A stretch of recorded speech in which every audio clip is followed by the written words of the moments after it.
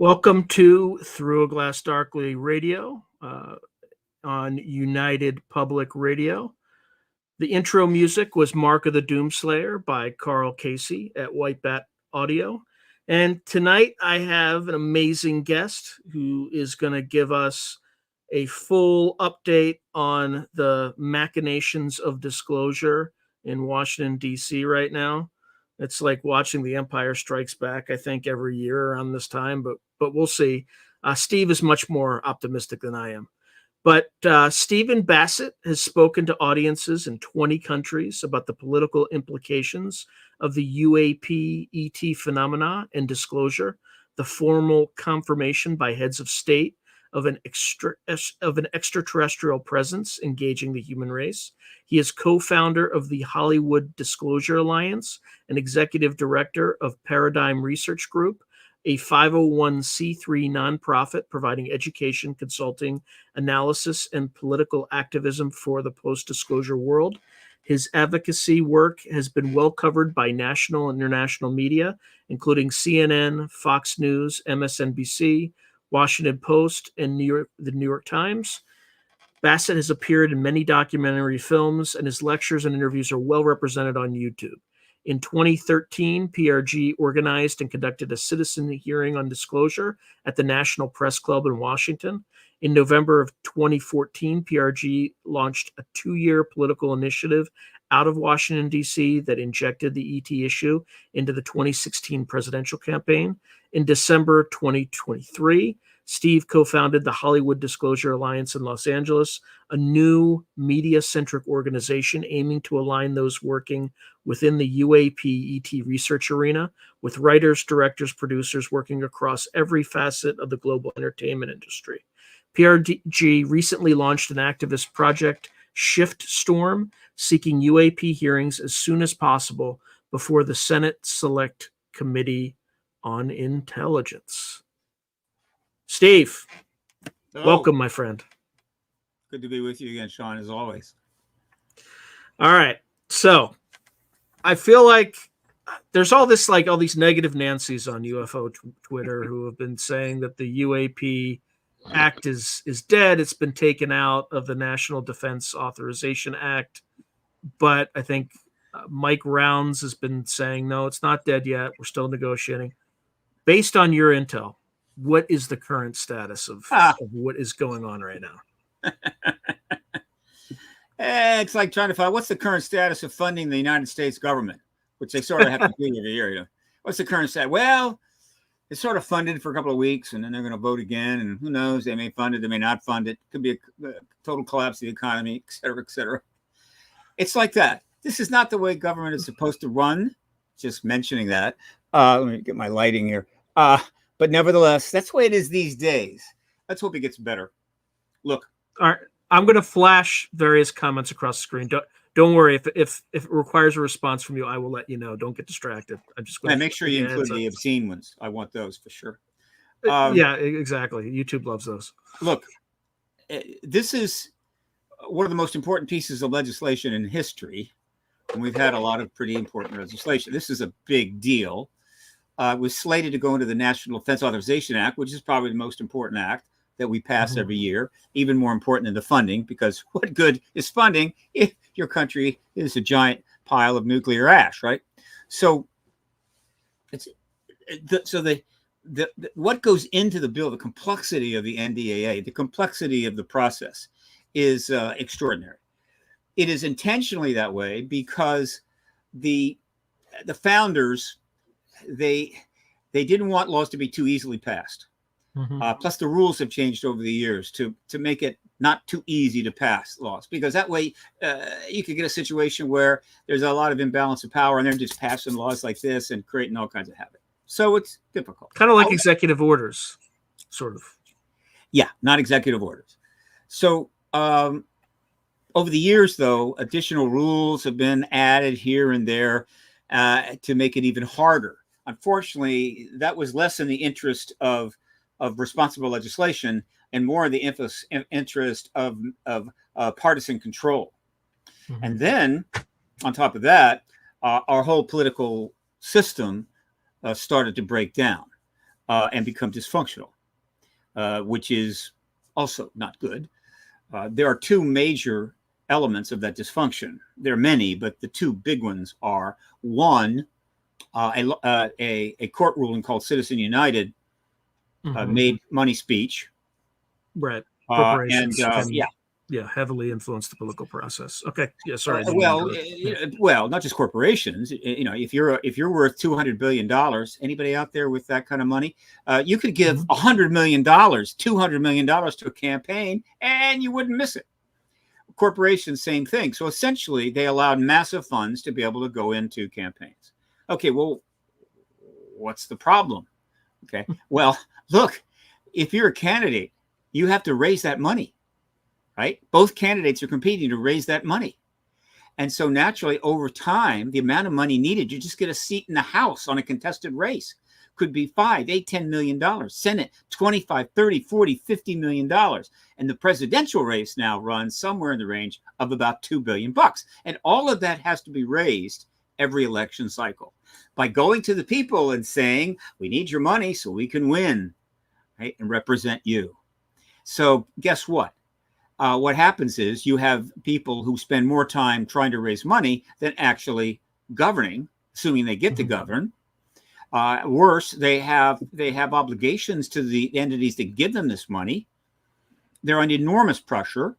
It's an awful process. And so that is the first major problem. All right. Oh, well, actually, there's another aspect to that. And that is the fact that the people who are thoughtful, well-educated, thoughtful, very much interested in serving and representing the public, people like that don't want to go through this.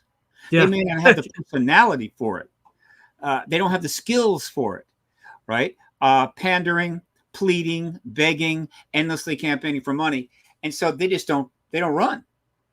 And so right there, you've got a problem. Then the second part of the problem is... Well, the type of person it takes to become the king is not the same type of person that can be a wise king, basically.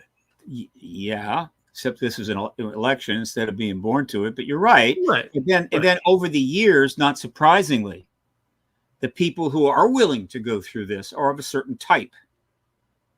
And so what has happened over the last 20, 30 years is the United States Congress has slowly accumulated a certain number of individuals who have no business leading anybody anywhere, managing anything anywhere, and are a huge liability to the nation's welfare. Now, the Congress can handle a certain amount of that, just like a ship can handle a certain amount of leaks, but too many leaks, it sinks. And so that is a major problem. And on top of that, we have the Electoral College, which is also essentially undermining democracy. So the effect of that is we have an extremely dysfunctional country right now. And so that extends to the creation of laws. And so laws are becoming even more difficult, more complicated, more messy. So with that as preference, the situation this time around, where we are right now, is that I'll cover part of this. Last year, one of the most powerful men in all of Congress, in the country, Senate Majority Leader Schumer, suddenly announced 35 days after David Grush came forward and told us about non-human tech, non-human bodies within USAPs. He introduced what would amount to the UAP Disclosure Act, the whole shebang, right? The whole thing. It's all you need. The previous three legislations or tranches were helpful, but this was it. This was the full package, the whole Monty. And it had everything in it, including strikingly eminent domain. And that was a huge shock. Everybody got quite excited, including me. And it went into the way it was put forward in this very complex process. It went into the Senate bill and was passed by the Senate. We all know that the House is not the Senate, and the House, members of the House and some Senate members in conference changed the bill before it was resubmitted back for vote in the House and Senate the final time. In other words, the final language was changed and the powers of that bill were taken out. So it was basically, we call it gutted, but the essence of the bill remained, which is important. And so it was passed without the powers, without eminent domain, without a UAP review board, subpoena power, things like that. People were not happy. They were angry, which is good. Social media pushed back. That is good. But it didn't pass. Okay. And so that brings us to this year. What is going to happen this year? I felt, and many did, that simply trying to put that bill in last time, coupled with the final bill, which was signed by the president, was more than enough to justify Mark Warner, the Senate Intel chairman of that committee, to get the witnesses up on the Hill. And I'm not talking 2 or 3. I'm talking 20, at least 20 David Grushes, 20 people who have either actively have substantial careers or retired from substantial careers, security clearances, the whole resume, the whole 9 yards. They are ready to testify.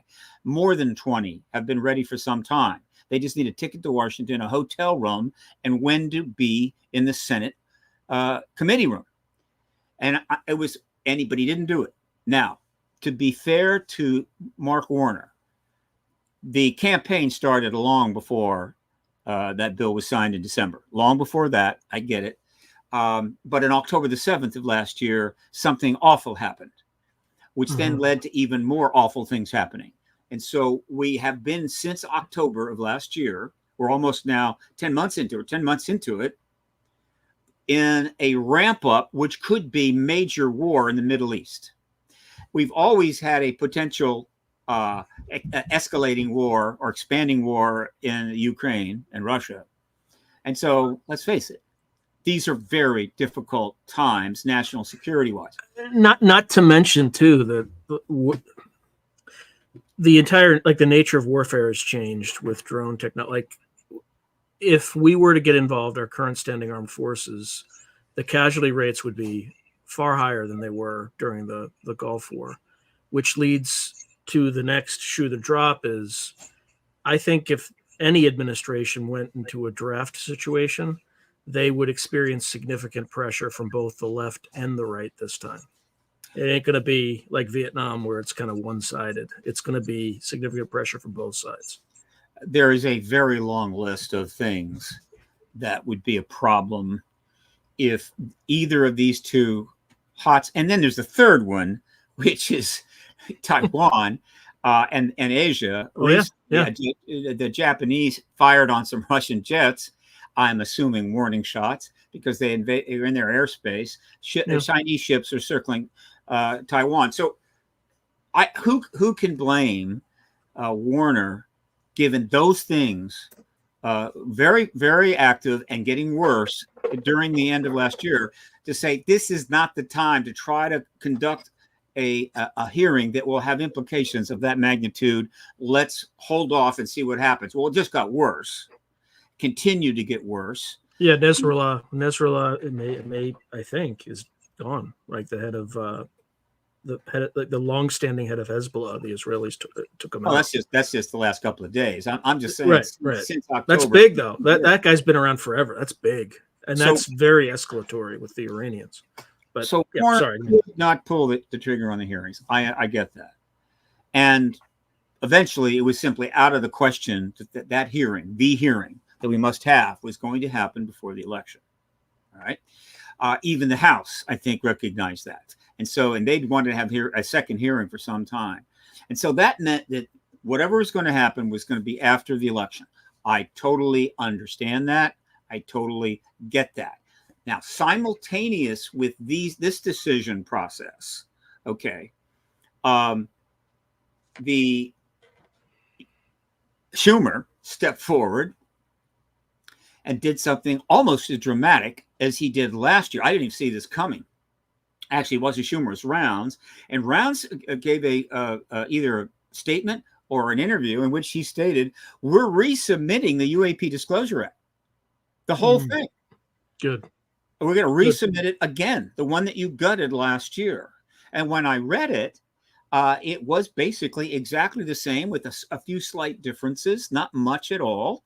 And not only was it the entire bill with all the powers and subpoena and eminent domain, but at the very end, it had a little repeal section that said, this bill, once signed, repeals the last one last year. So basically they're saying, yeah, we're going to get rid of that. We're going to replace it with this. This isn't an add-on. This is a replacement. That is an extremely powerful statement to the Department of Defense, but it is doubly powerful because obviously, just like Garcia, when he introduced a portion of that bill, the review panel, and as a, I don't know, just for the hell of it, piece of legislation into the House that had no chance whatsoever, and it didn't go anywhere. Just like what Garcia did, this was the full version of that, and both of these submissions of legislation occurred after the Arrow study report signed by Sean Patrick had been publicized, saying that we studied all the accounts back to 1947,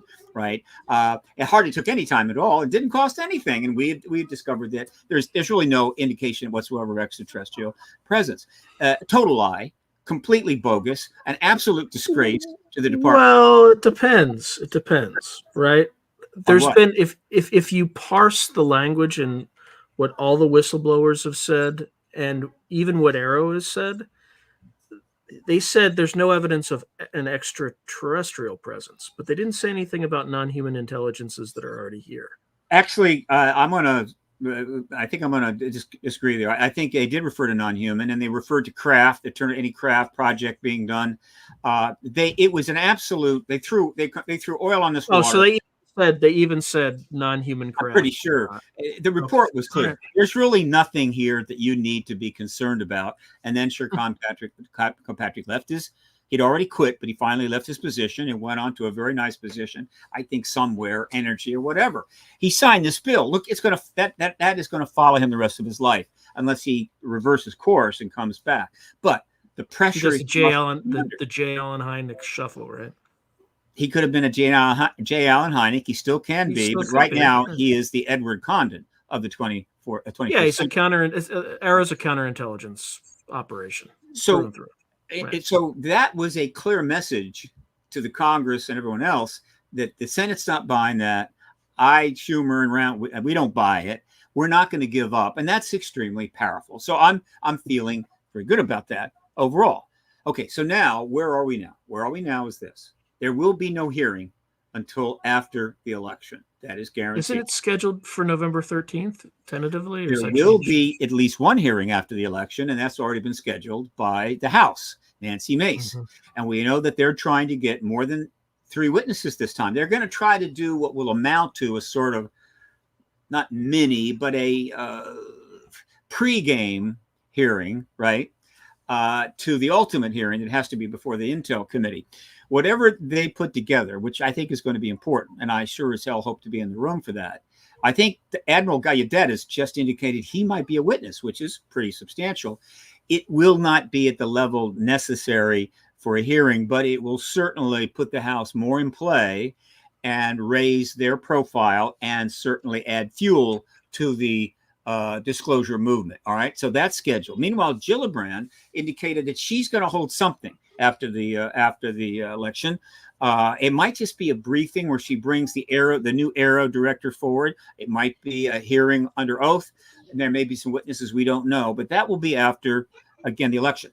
Still not sufficient to end the truth embargo. So we know that. All right, now that then leaves the matter in the hands of Mark Warner, as I've said for months and months and months. He is the man of the hour. He is the one person in the best position to end the truth embargo, with the exception of the president, who could do it at any time. But I assure you, an independent effort by the president to just do it without the lead up would not go well. And so I'm going to make Mark Warner. I mean, this year has very weird circumstances, right? So, given the change in candidates at the last minute,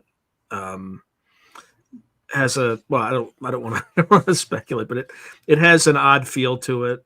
I've heard the word soft coup, things like that. It just, He wouldn't have the gravitas to put it forward, given all this. Well, actually, that could be an asset. Let me explain. I mean, as I said, I want to hear this. This is a very complicated situation. All right. Yeah. And so it's Warner. The history. One of the most important matters in all of human history rests on the shoulders of Senator Mark Warner. That's just the way it came down. If he holds the hearing and brings 20 witnesses up there for about a week, 2 in the morning, 2 in the afternoon, everyone with high security clearances, everyone like David Grush, some of them firsthand without question, meaning they actually worked on the damn craft, accompanied by whatever video evidence, whatever else they want to put in, and they could find lots if they wanted, it will blow the truth embargo up and set the stage for a president to then come forward and in a responsive way, not in a, oh, I'm getting the truth out on this. No, in a responsive way, which is the way to do it. And we get disclosure. So there's 3 ways this can happen. Mm-hmm. This is what to look for. First, Warner can call for the hearing very shortly after the election is over. Now, there are a number of advantages to this.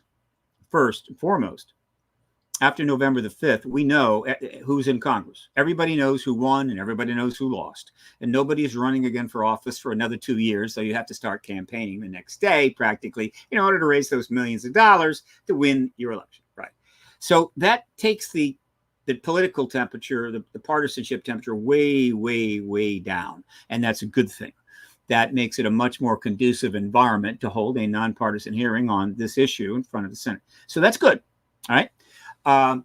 The second aspect of it is if they hold the hearing shortly after the election, like same time, 13, 14, 15 November, and they get it done, then the disclosure president will be Biden.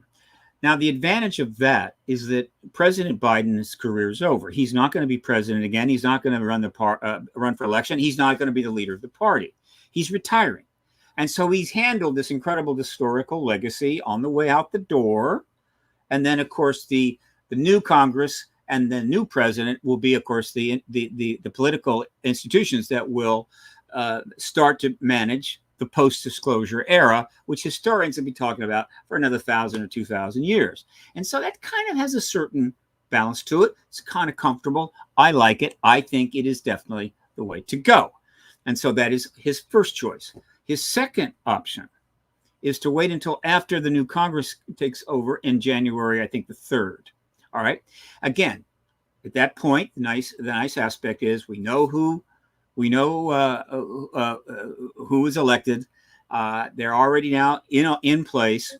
God help us. Either way, God help. Another advantage is that so that new Congress will be directly involved in the final act. Whatever other hearings take place, whatever's going on, all of the members of Congress are sitting members.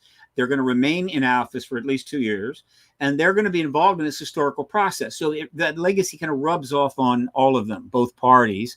That's kind of an asset like that. All right, and then when there is another possibility embedded in that option, and that is if you wait long enough in that period between January 3 and January 20, the inauguration, when the hearing is over and the world is on fire and the press is on fire and everybody's waiting, oh, well, what's the president going to say? You just take a beat, day or two or whatever, and then boom, you have the inauguration, and it's the new president that responds to that hearing. It is the new president, probably won't take long, that comes forward and says, yeah, I've made inquiries, talked to the top people, and yeah, we have non-human intelligence here. We're not alone, and we're going to get this information out to you. Probably the UAP Disclosure Act could be Well, you would think it would also shift the focus on all these global problems we have on something bigger than all of us, right? It would shift the focus from tensions over domestic politics. It would shift the focus from the war in Ukraine, the war in Gaza, and the potential like China's year to be ready. Its deadline to be ready for a Taiwan invasion is next year. It's 2025, officially stated year that their military said they're going to be ready. So if you could shift the focus of that to disclosure, I mean, I would think that would be a masterstroke. It'd be an obvious thing for American politicians to do, but they just don't seem to get it. I don't know. You're in the ballpark. Let me rephrase it. Okay. We don't want it to shift the focus. We want it to change perspective and worldview so we could increase the focus on these things.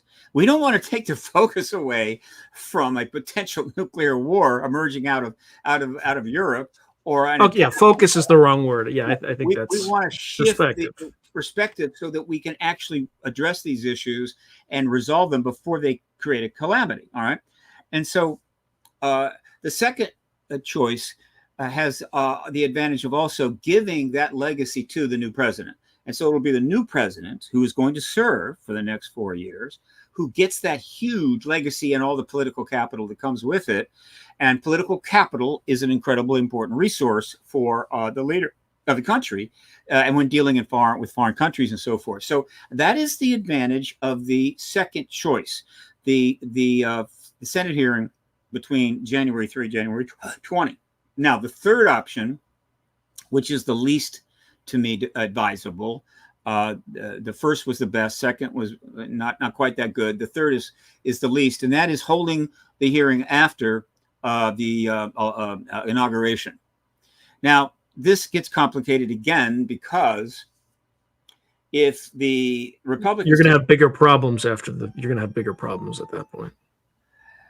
Well, I don't know about bigger problems. You're going to have a new administration, okay? Mm-hmm. Whoever is elected, and but it's complicated because the Republicans may have won the Senate.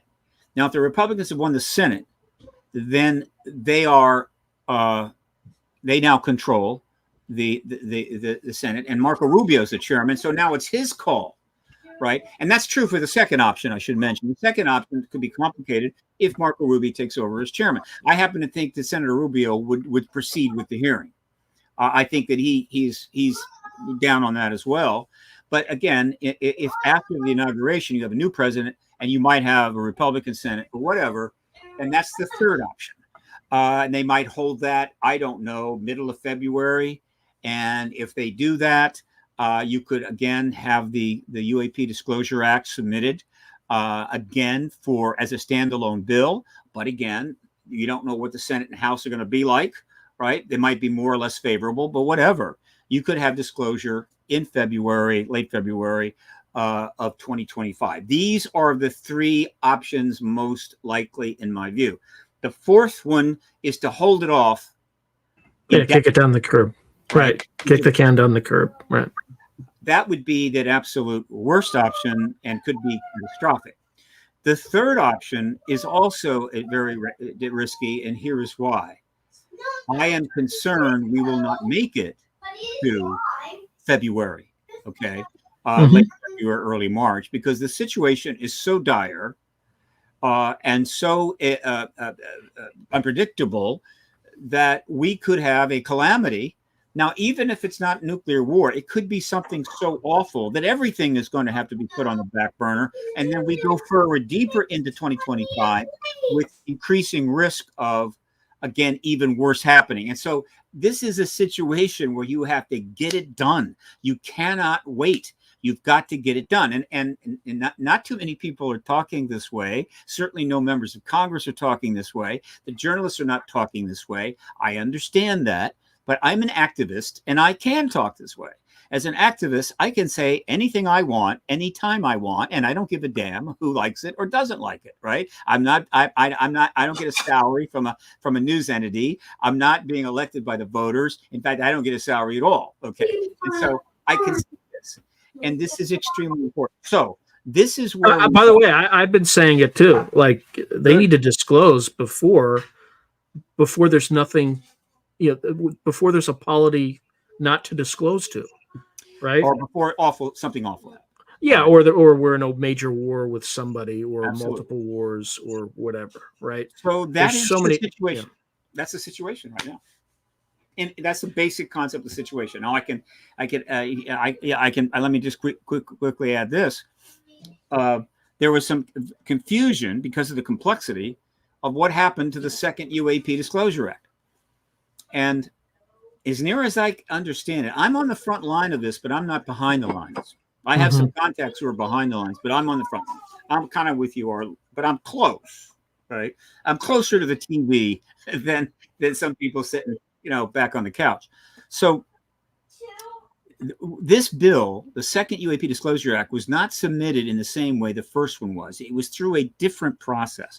In fact, they called it an amendment. The other one was called an act. And as far as I know, the nature of this submission made it vulnerable to essentially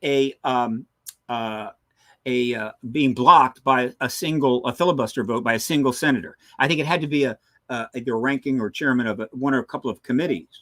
And so that made it vulnerable. The word got out that the bill was being blocked. And the word that got out on the internet was that Rand Paul had said, "I'm going to block the bill," or did block the bill. Yeah, which is odd. Why would Rand Paul want it? Like, he's like a like, I don't get it. But no, actually, he's done that before.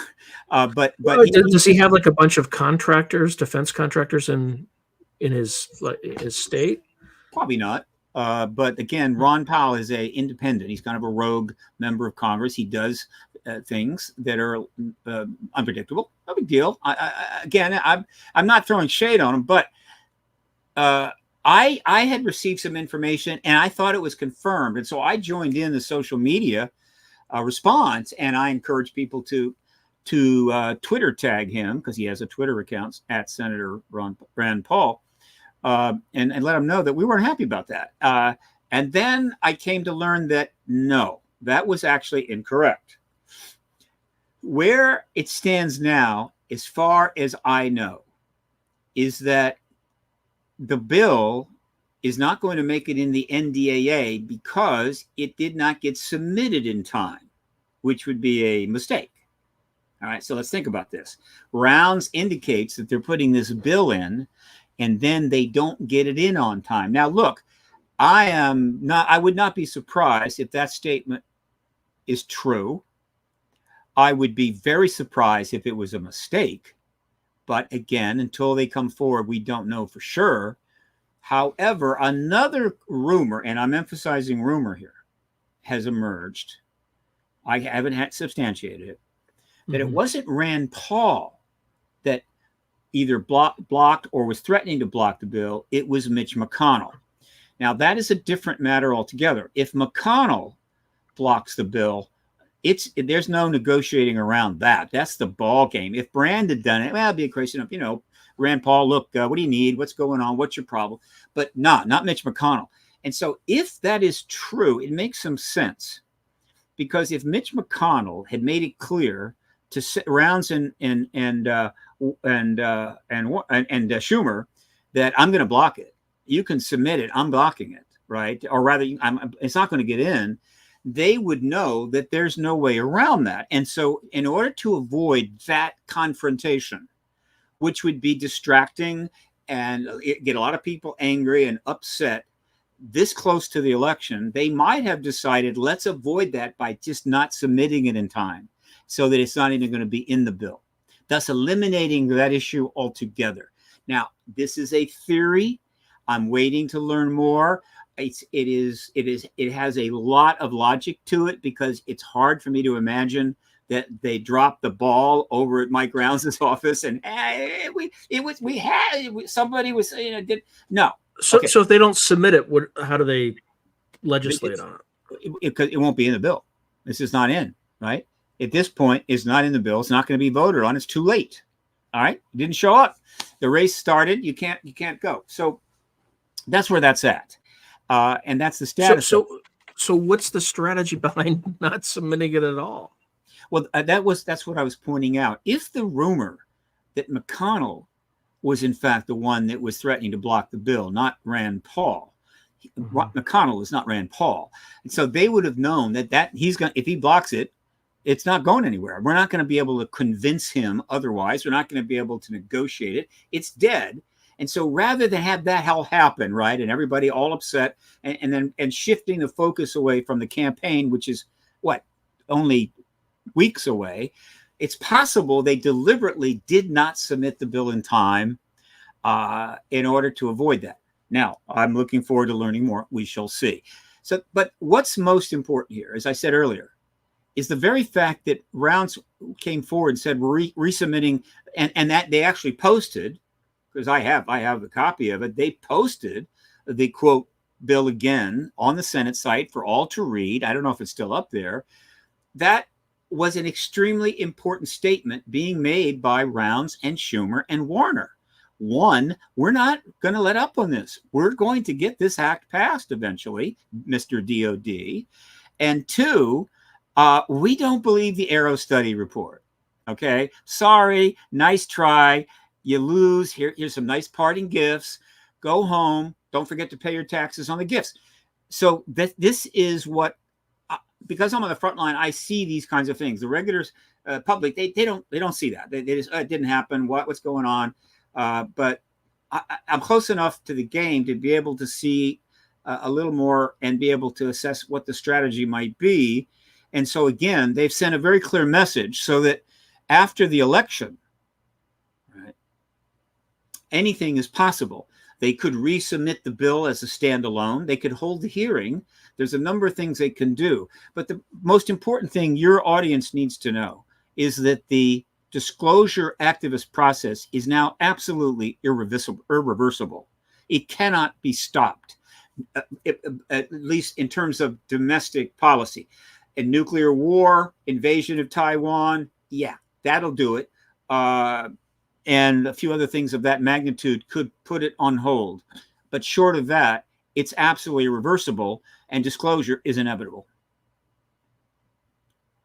Well, how's it going to happen, though, if the government doesn't? How is it going to happen? Yeah. No, I'm simply saying that barring anything dramatic, like I just mentioned, the bill will be eventually submitted. It'll be submitted standalone. It'll get passed. And then the hearing, it can be held at any time. It doesn't have to wait for the bill to be passed. You can have the hearing and then pass the bill. If you have a hearing, it makes it easier to pass the bill. If you pass the bill, it makes it easier to have the hearing. Both of those things are going to happen, at which point the president is going to be able to walk out and end the truth embargo. Bingo, that's it. They can't stop that from happening. I think these yahoos need to start preparing for how they're going to prevent these sites from being raided after the government falls. I hope they have good security for that. I hope they have good security for our nuclear stockpile too, because that's where we're heading. Like if these guys like keep kicking the can down the road. Disclosure with a capital D, which I defined as the confirmation event way 24 years ago, as the prize for the entire movement, is just that. It's the confirmation. The bringing out of information under a UAP Disclosure Act will start quickly, very early, but it will continue for years. And I assure you that the location of the underground bases where the UAP craft are will not be one of the early pieces of information. I don't think they're ever going to be. I mean, we should never expect that to be disclosed.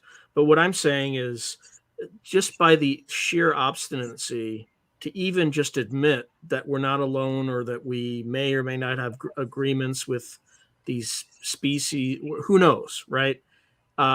Will lead to far worse problems on the back end when, I think we need this. I think this is like a silver bullet.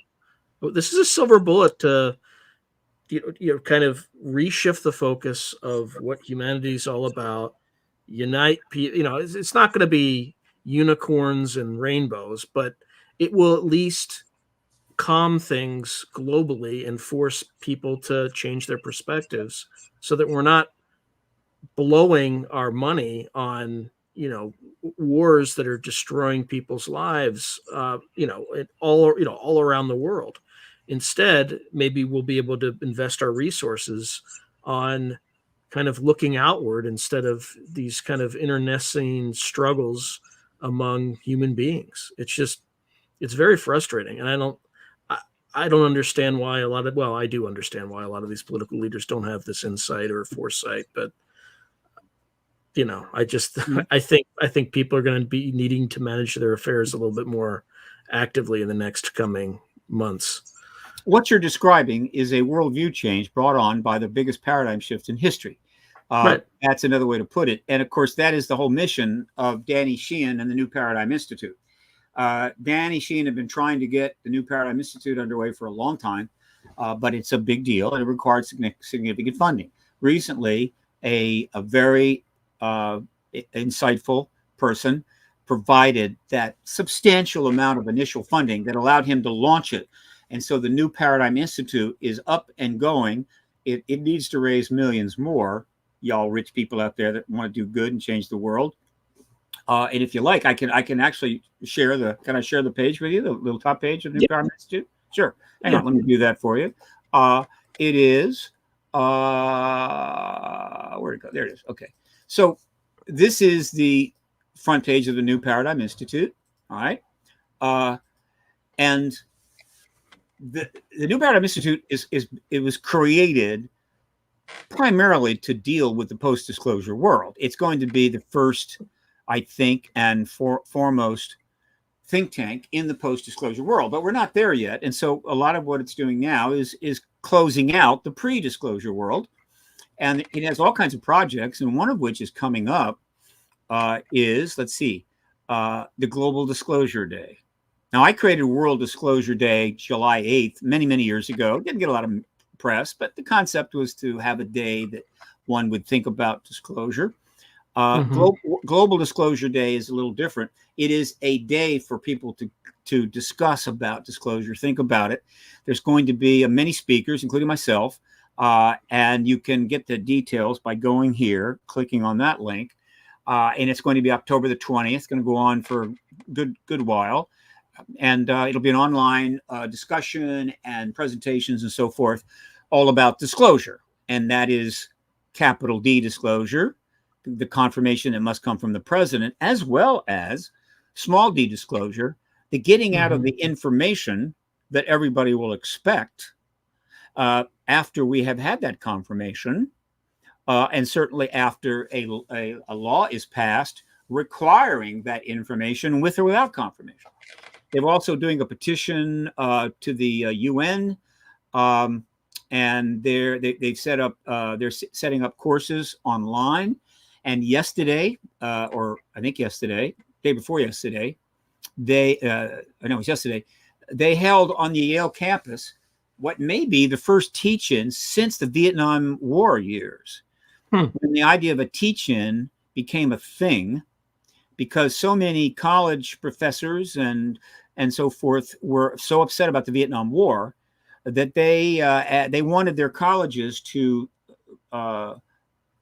invite and under the sanction of the college to come in and speak to faculty and students. And so you had all these teach-ins going around the country where activists were turning up and talking to faculty and students about why the Vietnam War should end. And this was a big deal. Then after the war was over, I just don't recall hearing about a teach-in about anything. Maybe there has been, but now we've had one for the first time on this issue. And Danny Sheehan and some other speakers presented to students and faculty of Yale University on the campus. I believe it was the day before yesterday. So there's going to be more. There's 3 other colleges signed up. I'm hoping we can get one teach-in at least one of the schools in Washington area, either American University, Georgetown, University of Maryland, or Howard. Who's signed up right now? I think Purdue is one, and the other 2 I'm not sure of, but it may be listed on the website. And again, this is the newparadigminstitute.org website. It is a 501c3 nonprofit, and it is going to help change the world. And for those very wealthy people out there that want to change the world and want to do good, like some of the ones that gave candidates $5, $10, $15 million, or political parties $50 million to win an election, which they sometimes don't win, and otherwise they lose. In other words, all that money basically has just been thrown down the drain. If you want to do something with some lasting impact, consider giving $1, $2, $5, $10 million to the New Paradigm Institute. It's fully tax deductible, and it's going to change the world.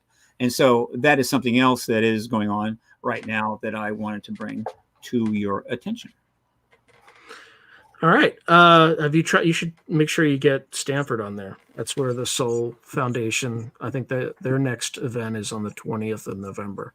Oh, I'm sure it's a candidate without question. I have no doubt that it's a candidate. Yeah. Yeah. Although the Soul Foundation's next thing, it's not going to be at Stanford. It's going to be in San Francisco, but I thought I'd throw that in there. Yeah, but Stanford is the home of Gary Nolan. Gary Nolan started the Soul Foundation. So Stanford, whether it likes it or not, it is a very significant node in the end of the truth embargo. And I would be great if dozens and dozens of Stanford professors, got behind Gary Nolan. But unfortunately, not many people, many academics have the kind of courage that Dr. Nolan has. We need more Dr. Nolans. 100%.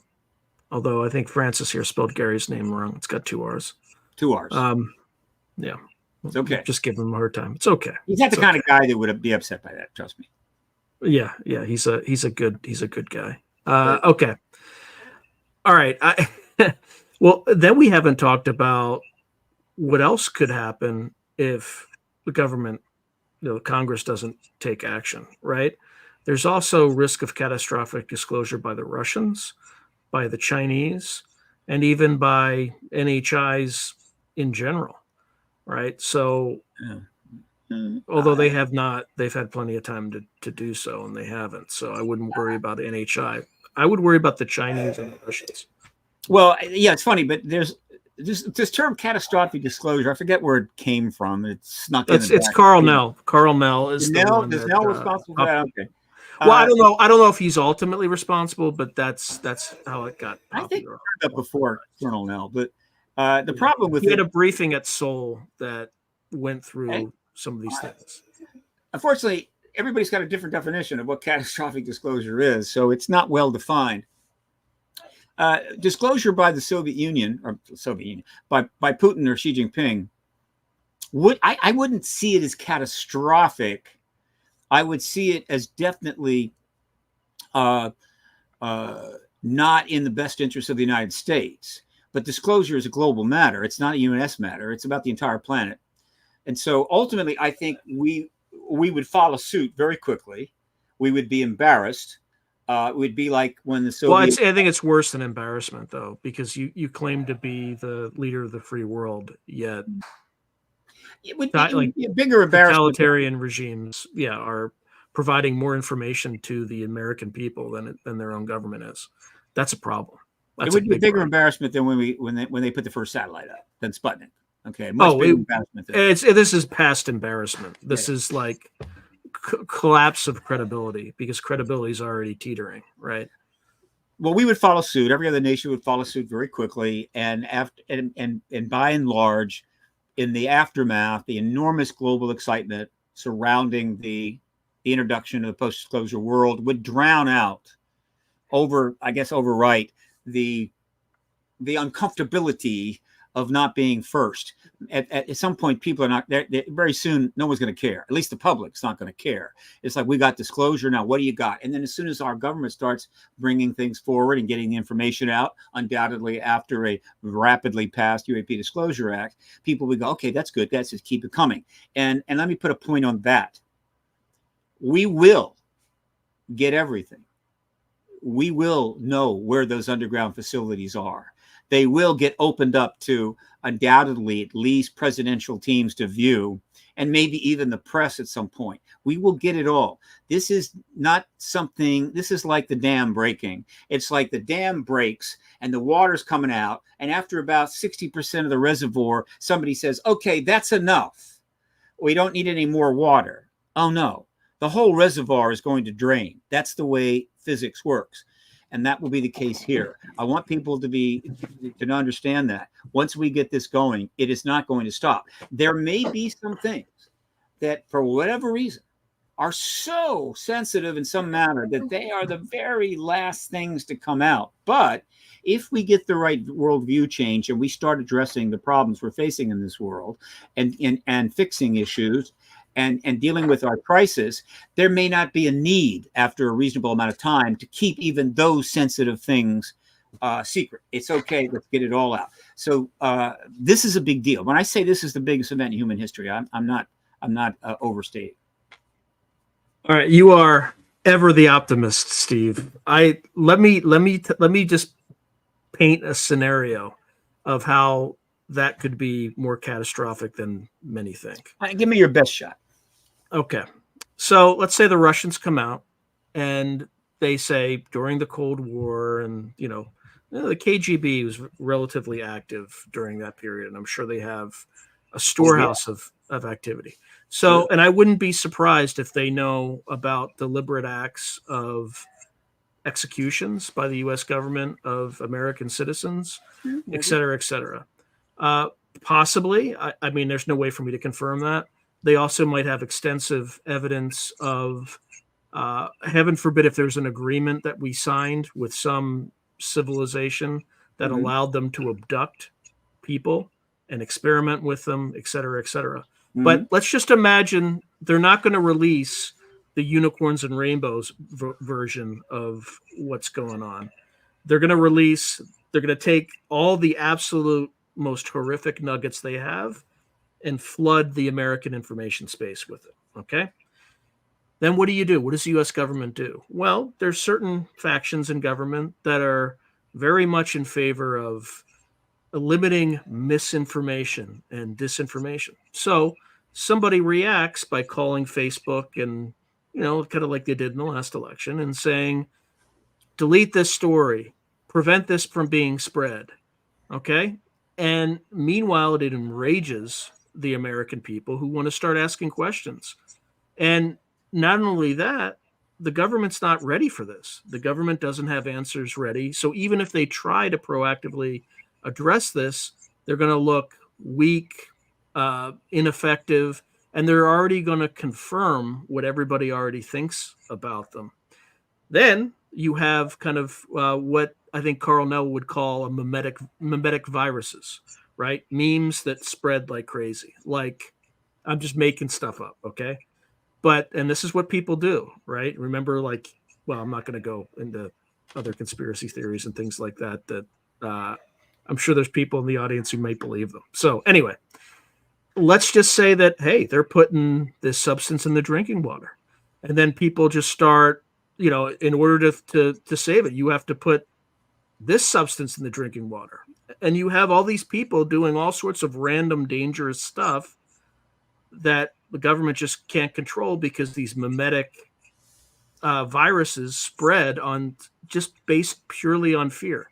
So you have a dramatic acceleration of chaos if the Russians just did something like that. And it doesn't take very much for them to just press a few buttons, engage their bot farms at the Internet Research Agency, what do they call the IRA? That used to be Prigozhin's operation. Prigozhin, may he rest in peace, for challenging Putin and then being not disappeared, but shot down on an aircraft.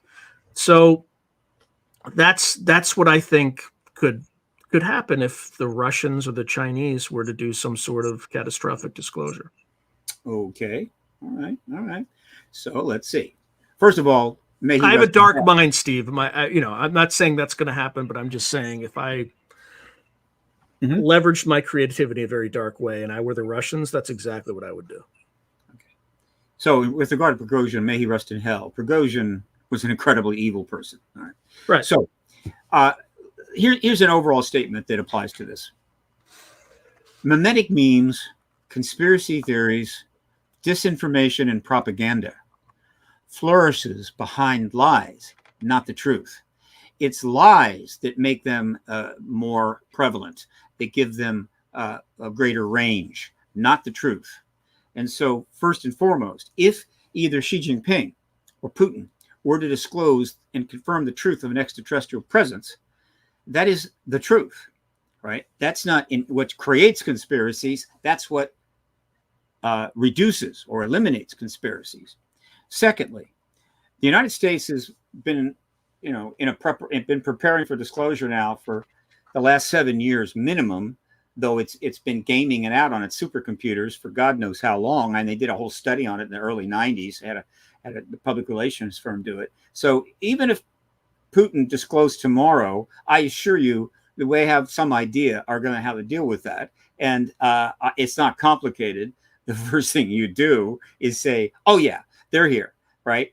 We were going to tell you, meant to. We were getting there, almost there. Vlad got ahead of us. It's okay. Doesn't matter. So that's the first thing will happen. Xi Jinping will follow. The other nations will follow. And you'll have this fundamental truth out there. Now,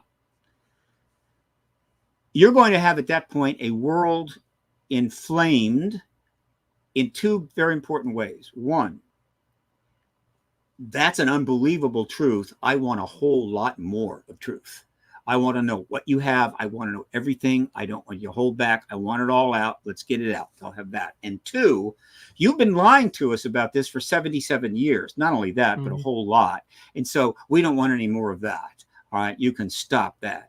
And so any idiot, fool, jackass, or whatever their position, whether the head of state, the head of the military, or the head of the propaganda unit, or any bot farms or whatever else that decides, let's take advantage of this and see how much chaos we can do. Eglin. Hello, Eglin Air Force Base go well farm. for them.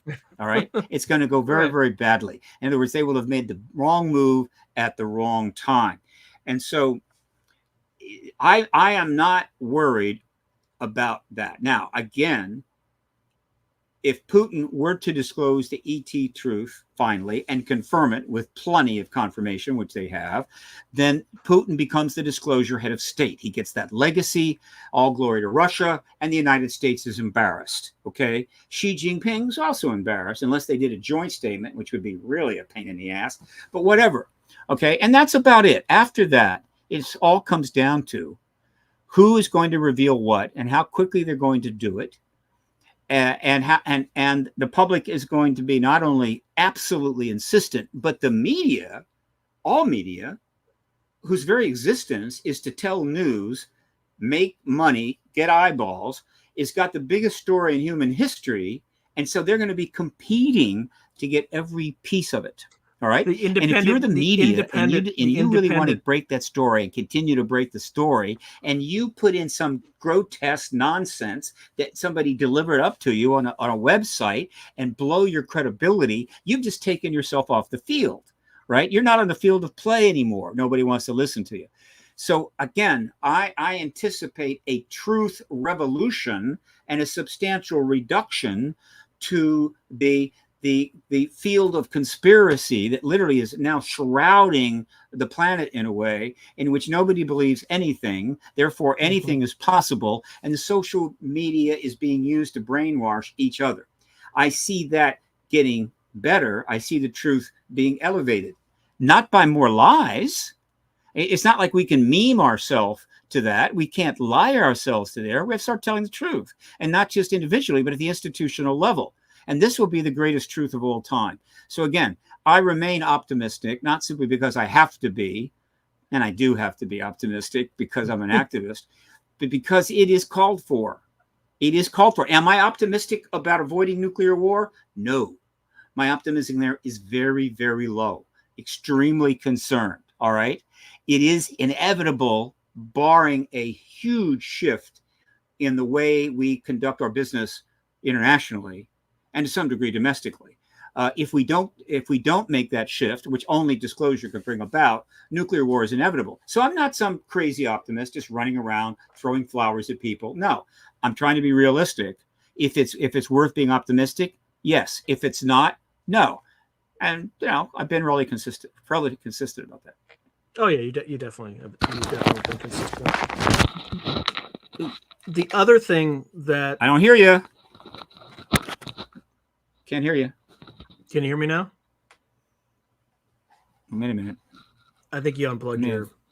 Turned off my sound. Did I? I didn't move. No. Well, I can hear you, but I think you're. Now your sound's off. My mic is My mic is not muted, but I cannot hear you, Sean. All right, let me just put it out to the. Let's check audio. My audio is Yeah. good. My speakers are good. Hang on. Can everybody hear me? If you're in the No, chat, just I don't know. confirm if you can hear me still. Uh-oh. Yeah, they can I hear switched me. camera accidentally, but I didn't switch audio. HD True Vision standard definition 400. Let's go to 720. Okay. Can you hear me now? I can't hear you. I think when you switched camera. Yeah, because the audience can hear me.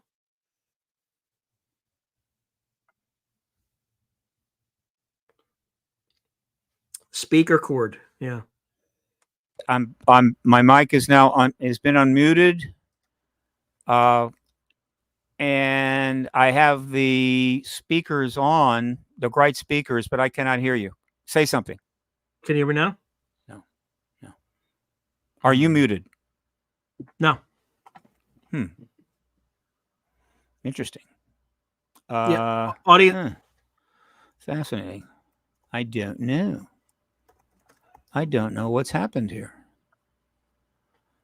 Wow. Let me switch. I may have. No, you're hearing me, so my mic is working. Okay. I am on my audio setting. It's real speaker on my computer. Let me test it. Okay, can you hear me?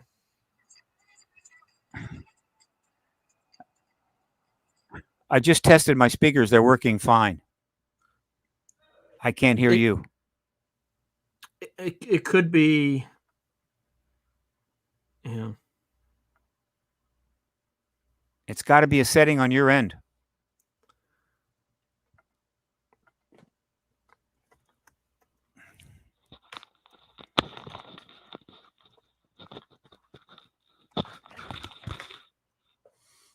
We could.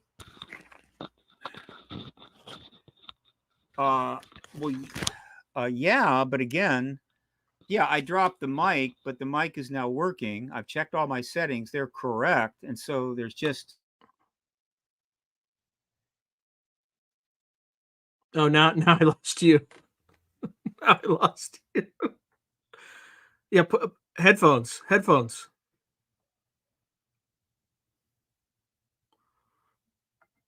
can't hear you now.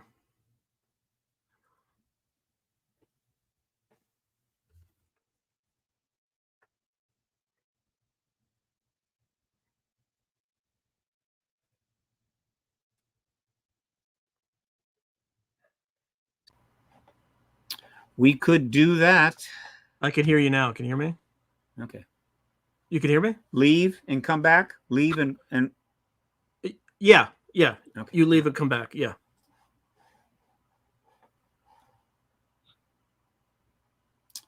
Where do I go here? What the hell did I just turn? Okay. I'm going to continue talking. I think you all can hear me. I definitely heard like something switching, grinding or something like that. Yes. 100%, Reverend Randall. Something was moving like a mic and scratchy. Yeah. And then that's when it died. So yeah, I think it's hardware related, 100%. So we'll get back to it. I mean, I think I was going to push back on the secondary. Yeah, where it's Eglin Air Force Base. Maybe not, but I actually I wouldn't even say maybe not. I would say it's not that, but it's something clearly hardware related on his end. So, all right, there we go. All right, can you hear me? Yeah. Well, there you go. We'll never know what happened. Yeah, restart. Okay, so I'm gonna add another twist to the Russian disclosure thing. Twist. So let's assume that the U.S. government is prepared for that, which is, in my opinion, a gigantic. Based on the Taliban parade with billions of dollars of U.S. equipment, I would say is probably not an unreasonable assumption. Okay. So let's say, okay, they are ready. All right. Again, big if. And I'm sure that narrative was to kind of get the easy stuff out first, like, hey, we're not alone. There are other crafts. We Mm-hmm. have some agreements with these good guys, but they're not going to really be able to get into the dark stuff very early on. But the Russians are going to put that up front. Okay.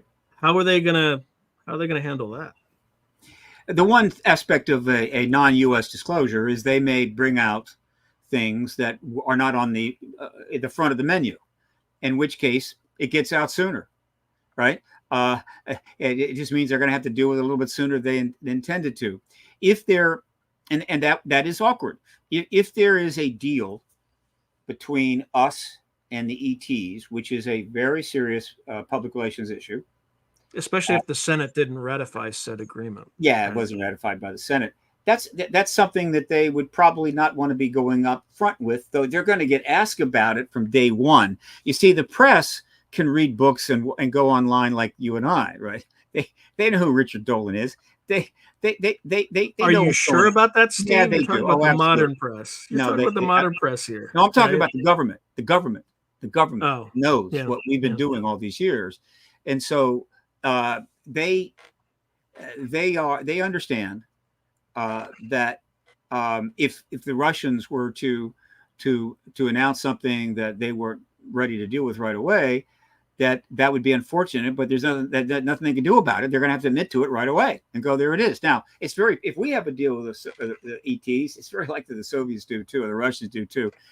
Again, look, here's it. Let's simplify it. All the scenarios that you can come up with all have one thing in common.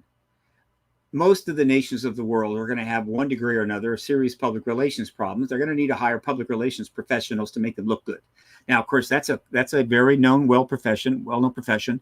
People are constantly doing that. People that have unbelievably awful things they've done, they hire a professional, and 2 years later, they're on the Tonight Show or whatever the hell, and everybody loves them. And so there's going to be a lot of that, and everybody's going to have to deal with it as the best they can. It's impossible to avoid it all. It might be possible to mitigate it, but the fact is that the one thing that will most likely minimize the problems that government's going to have post-disclosure is telling the truth. In other words, tell the truth. And so I'm gonna make a prediction. 1 or 2 days after the president, I will too when you're done making your prediction. Let's make predictions. Yeah. 1 or 2 days after the president confirms the ET presence or non-human intelligence presence, whatever the hell you want to call it, subsequent probably to a massive hearing in front of the Senate that was shown all around the world, the next day, a lot of press are going to be in every briefing room in town. Every briefing room, DOD, the White House, the congressional briefing room, you name it. If there's a briefing room, they're going to be packed in it. And the questions are going to be coming. And I'm going to make a prediction that on day one, more than one reporter is going to raise their hand and go, well, now that we know there's non-human intelligence here, is there any truth to the reports that they are abducting human beings? They're going to ask that. They're not going to be going, well, that would be an awkward question. I don't want to get that story right now. Let's wait until we go later. No, they're going to ask it. I don't think that's because I think the modern press will report whatever the CIA tells them to report. I disagree. I get that. I heard that. It's not true. Yeah. They have restraints of a certain kind, but the relationship between the press and the deep state has been exaggerated by the great magnifying glass of social media, which you don't get enough eyeballs unless you make something so extreme, it's galactic, okay? And if that doesn't get the eyeballs, you make it even bigger. I don't go in there. I don't do that. The press has done a pretty good job in a lot of respects on this. They've written tens and tens of thousands of articles about it. They've been asking the right questions. They need to get better. We need a reform media. We need a reform government. All that's post-disclosure. I'm just saying, the first day, they're going to be asked that question more than once.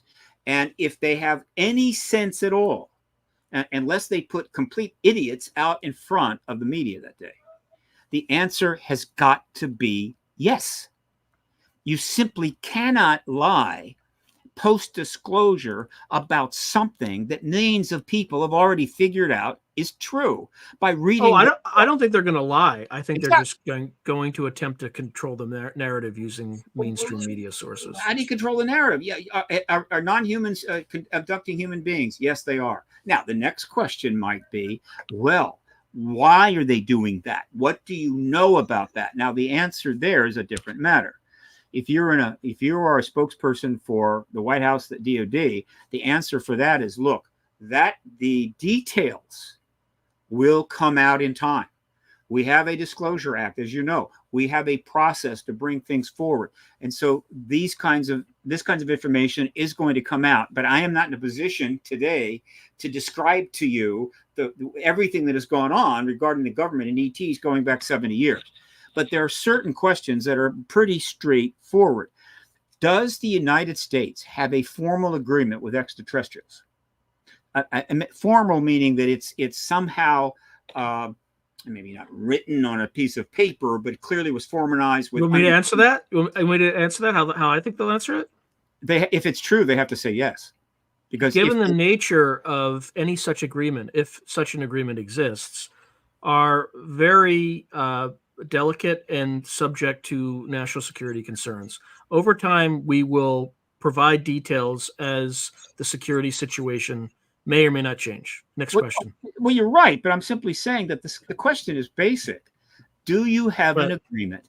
And the answer has got to be yes if they do. Now, the next... I agree with you. But no politician ever answered a question yes, ever.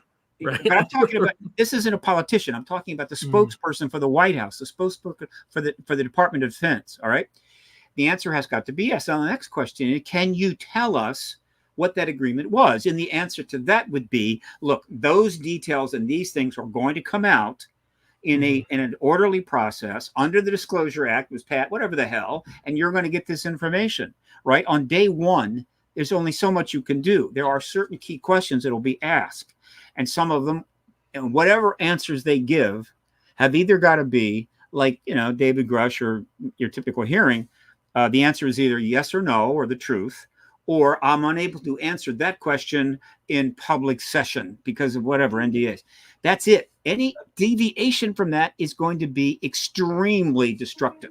In other words, if they lie and then that lie comes back and gets told, then that person's gone. All right, they're gone. They're fired. They're out. Well, that's my prediction. Is if there is catastrophic disclosure, every single person in government will be removed in the next election cycle, if there is a next election cycle. Well, there's a lot of people that aren't elected. I mean, they're civil servants in the military. Let's just say that a lot of the concerns that people have are a little misplaced, and the reason is this: this isn't a political event. This is an historical event of unimaginable magnitude. It transcends politics and religion and finance. It transcends international borders. It is global. And so how it's being handled is important, and what is being said is important.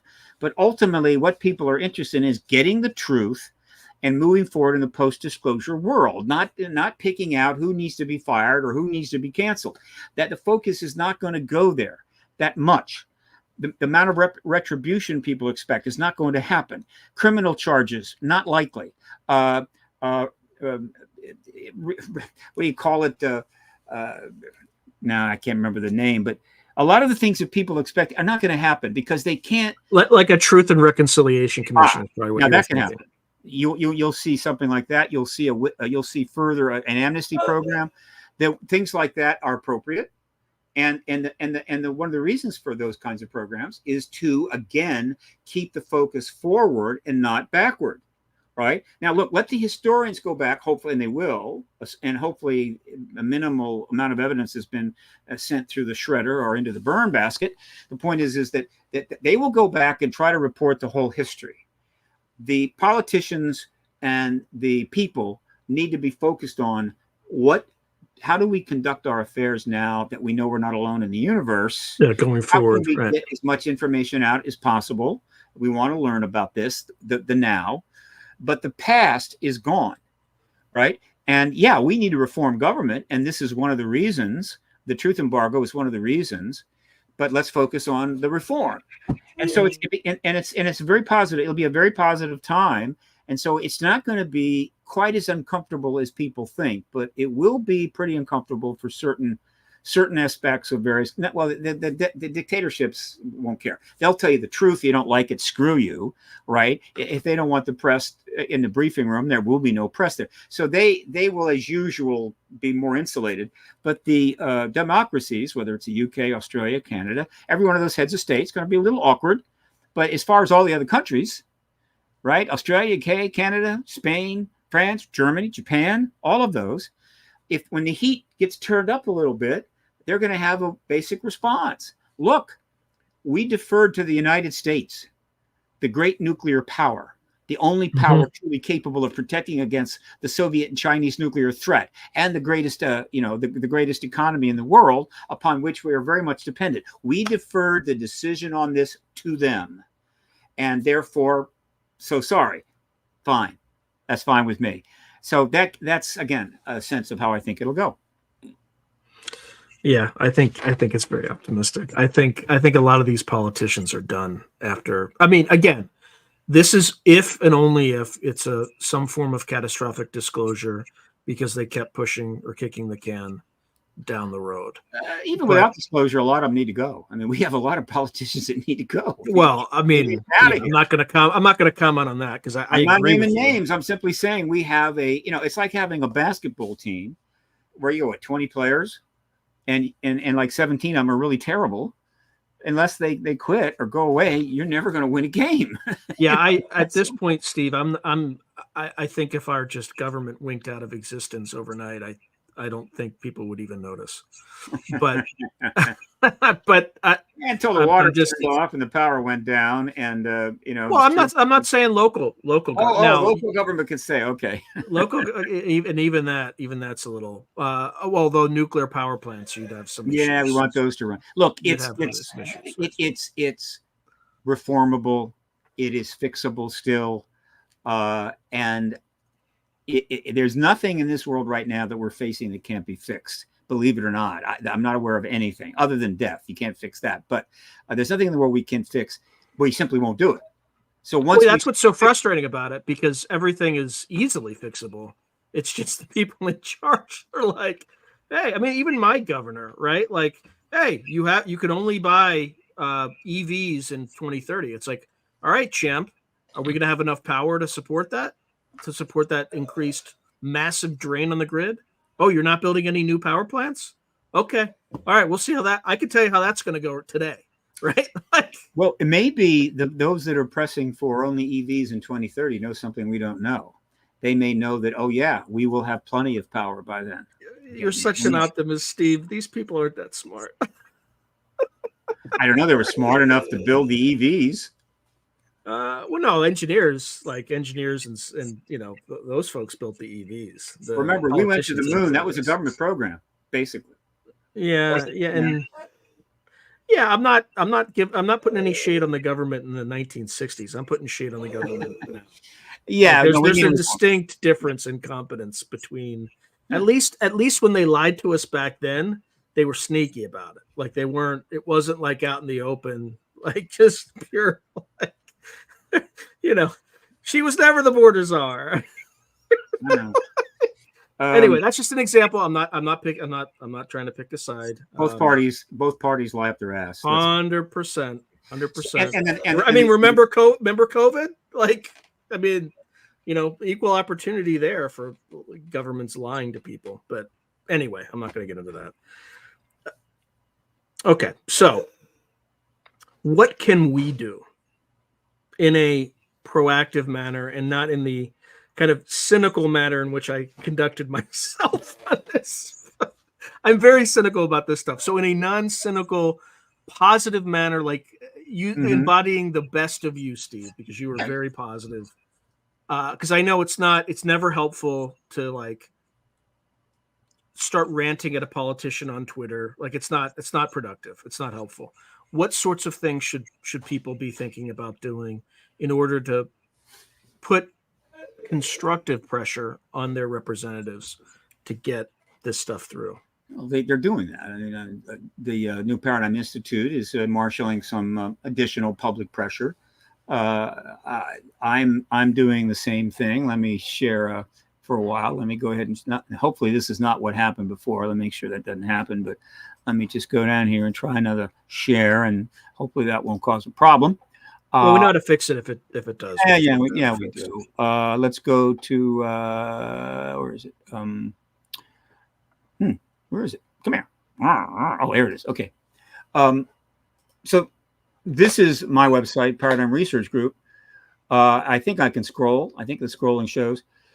For some time now, I've had something called the Shift Storm, and this was a project which I put out substantially, back a year, still been up, encouraging people to essentially send tagged tweets to these individuals that you see there, particularly the ones on the right, which are 5 key members of the Senate, asking for those hearings, wanting those hearings. And that's been going on. And of course, the podcast army, we've been discussing the hearings and the need for hearings on podcasts. I don't know how countless podcasts relentlessly for months. I've done a couple of hundred since, I don't know, mid last year. So that's all good. But there is a lot else going on right now, as you probably know.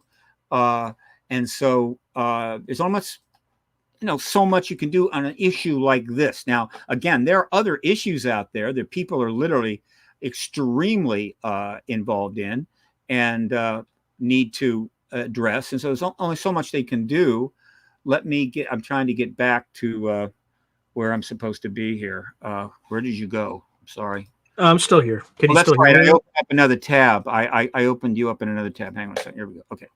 So look, here in general, people need to be mindful of the fact that we are very close to disclosure, that it is in the hands of the Senate and Mark Warner.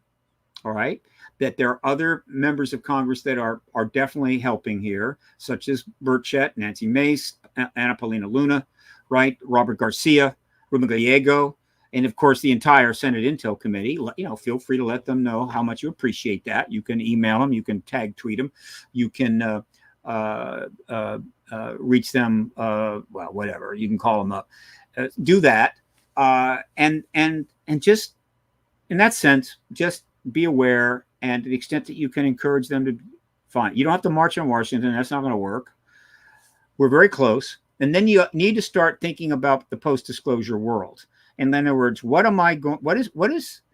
my plan? How will, if at all, I change my thinking or my what I'm doing once the announcement comes? Now, heads of companies really need to think about this, and they need to be hiring people to advise them about this. And I don't mean government people. But they're not doing that. At least I don't think they are. I'm happy to advise any company that would like some thinking about what to do if we get that confirmation. Certainly religion is already thinking about it. The Catholic Church is way out in front on this. They're ready. But in general, the post-disclosure world. To be fair, the Catholic Church has the advantage that they never technically lied about any of this. That's I guess so. I just know that they have clearly committed themselves to being part of the truth process here, if only 100%. To make up for some past sins in that area. Well, there's other issues that we don't need to discuss, but yeah, sure. This isn't one of them, right? So let me see. So the post-disclosure era is profoundly important because it is the first opportunity for a worldview change of such a magnitude that people really could rethink what they want in life, what businesses want to conduct them, how businesses want to conduct themselves, how countries want to conduct themselves, and actually take a serious look at what we're doing, which what we're doing is catastrophic. All right. And saying, look, let's don't do that because, well, a worldview change is a worldview change. It's like, no, I don't want to use that analogy, but let's just say that a worldview change is important because it literally changes the way people think, and it gives you a chance to make different choices. Now, obviously, things like that happen on an individual basis. You have what we'll call a dramatic worldview change on a personal basis. Is very profound. There are many examples of that, but one of the classic is near-death experience. it's a situation where a person is leading a very negative life, maybe even nasty, unpleasant. Their whole outlook is really toxic. They have this near-death experience, which we know what that's like. It's been described, and then they come back. They literally are a changed person, not because of some magic, but because this experience literally changed the way they see themselves and the world, and suddenly they act differently. Now, that's an extreme case. In the case of the worldview change from disclosure, some people's view will dramatically change. Some governments will have significant changes, but in some cases it will not be large. It will be small, but it will be small across such a vast array of people and nations. A small amount times 8 billion is a big worldview change. And it is this, in this moment, this unique, unprecedented, probably never to be surpassed moment that's going to last for a number of years, we have the opportunity to decide, are we going to continue to conduct our affairs this way?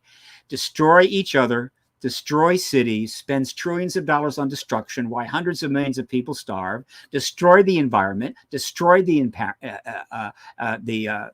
planet virtually almost itself, and create untold, endless human misery? Or are we going to not do that, right? Are we going to fix that?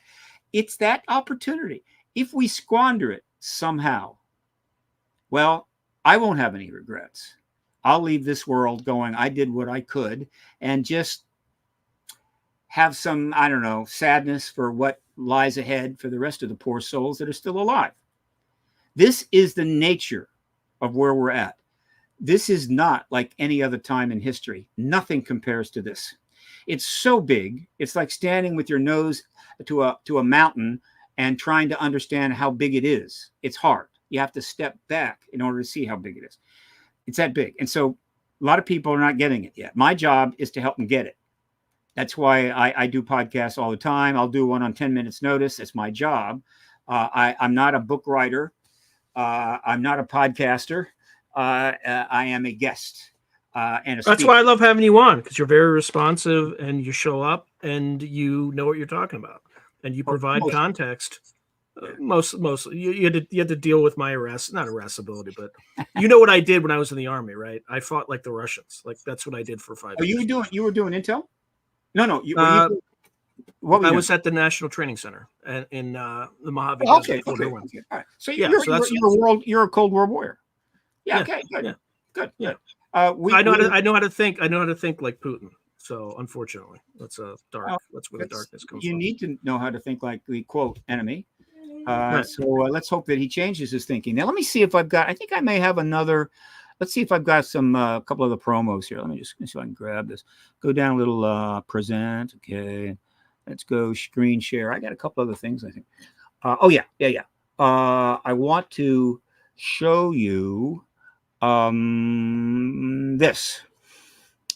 This is an important project that I founded with publicist Dan Harari, Hollywood publicist Dan Harari, about almost a year ago. The first anniversary is coming up on November the 3rd. It's the Hollywood Disclosure Alliance. There's really no entity like it in the planet. It's unique. It's a 501c3. It only runs on donations, tax deductible donations, and it was created for one reason: to help the professional filmmakers, content makers, anywhere, not just Los Angeles, but Canada, UK, India, wherever the hell they're operating, professional content creators, and the UAP researchers, documentarists, activists, and so forth, and journalists that have been doing all the heavy lifting for all these years without being paid hardly anything and suffering greatly and being told that they're crazy. Okay. To make it easy for them to find each other, to network and create projects that will inform the world, both pre-disclosure and post-disclosure. And we, even though we've started with virtually no money at all, and we have not gotten any major funding yet, hopefully we will, we have now grown to 174 members. And the way it's structured is we have a board made up of an executive committee, right? Which includes Paul Hynek, the son of J. Allen Hynek, in case you're wondering. And then we have a regular board, okay, which is made up of 10 Hollywood members and 10 UAP members. A Hollywood member or board member is someone whose fundamental background is in the content creation world. Okay. Mm-hmm. Some of people are obvious, some are less obvious, right? And then the UAP world are people that have been involved in the UAP issue. Who could be more appropriate than, say, Earl Grey Anderson, right? The director of Southern California MUFON, and myself, right? And others. So we have UAP founding members and we have Hollywood founding members, board. But then we also have founding members. Now, these are individuals who have basically lent their bio and image, right, to getting this organization underway. And we now have about 70 of these. We have a total of 174 members. So we have about 80 of these. And these are the Hollywood members, founding members.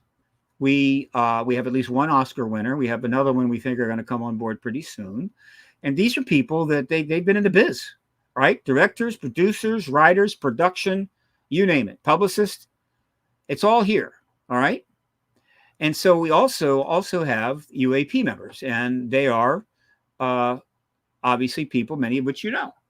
I'm sure that a number of these people, some of these people have actually guested on your show, all right? They are the UAP members, and they have lent their bio, and they have lent their image to this organization. And they are able to network with there's three ways networking takes place. There's networking within the UAP members as they kind of identify themselves as being part of this group, within the Hollywood members who have obviously identified themselves publicly as being part of this group, and then across the two groups, in other words, UAP and Hollywood people, Hollywood or content people networking together, and then people who are not a member of the organization. They're not a member, but they see those that are, and so they reach out to them because, oh, okay, you're somebody I want to work with, all right? And so this is what the organization does. And then we have a further structure. We have supporting members. Everybody that gives a nickel to donates a tax-deductible nickel gets listed under the supporting member section, okay? Hopefully that list will become thousands pretty soon. And then we also have affiliates, okay?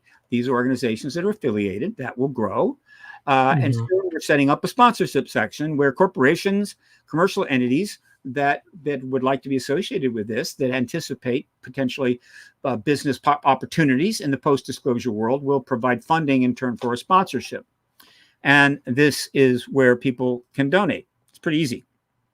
So this is the Hollywood Disclosure Alliance. Dan Harari is the publicist. Partnered with me to do this, and it was his idea, fantastic idea. And he is based in Hollywood. I'm based in DC, but I go back and forth. And so I wanted to share that with y'all. All right. And so let me go back now to the StreamYard, and I want to present another one here. Just a second. Let's see, present. I got to stop screen and then present again. Going to share. I want to show you, let's see. Oh, this is kind of big. It is this. For those that don't know it, the premier filmmaker in the UAP world. There are other great filmmakers, I assure you. Ron James is good. There are many, many. But I think the premier guy is James Fox.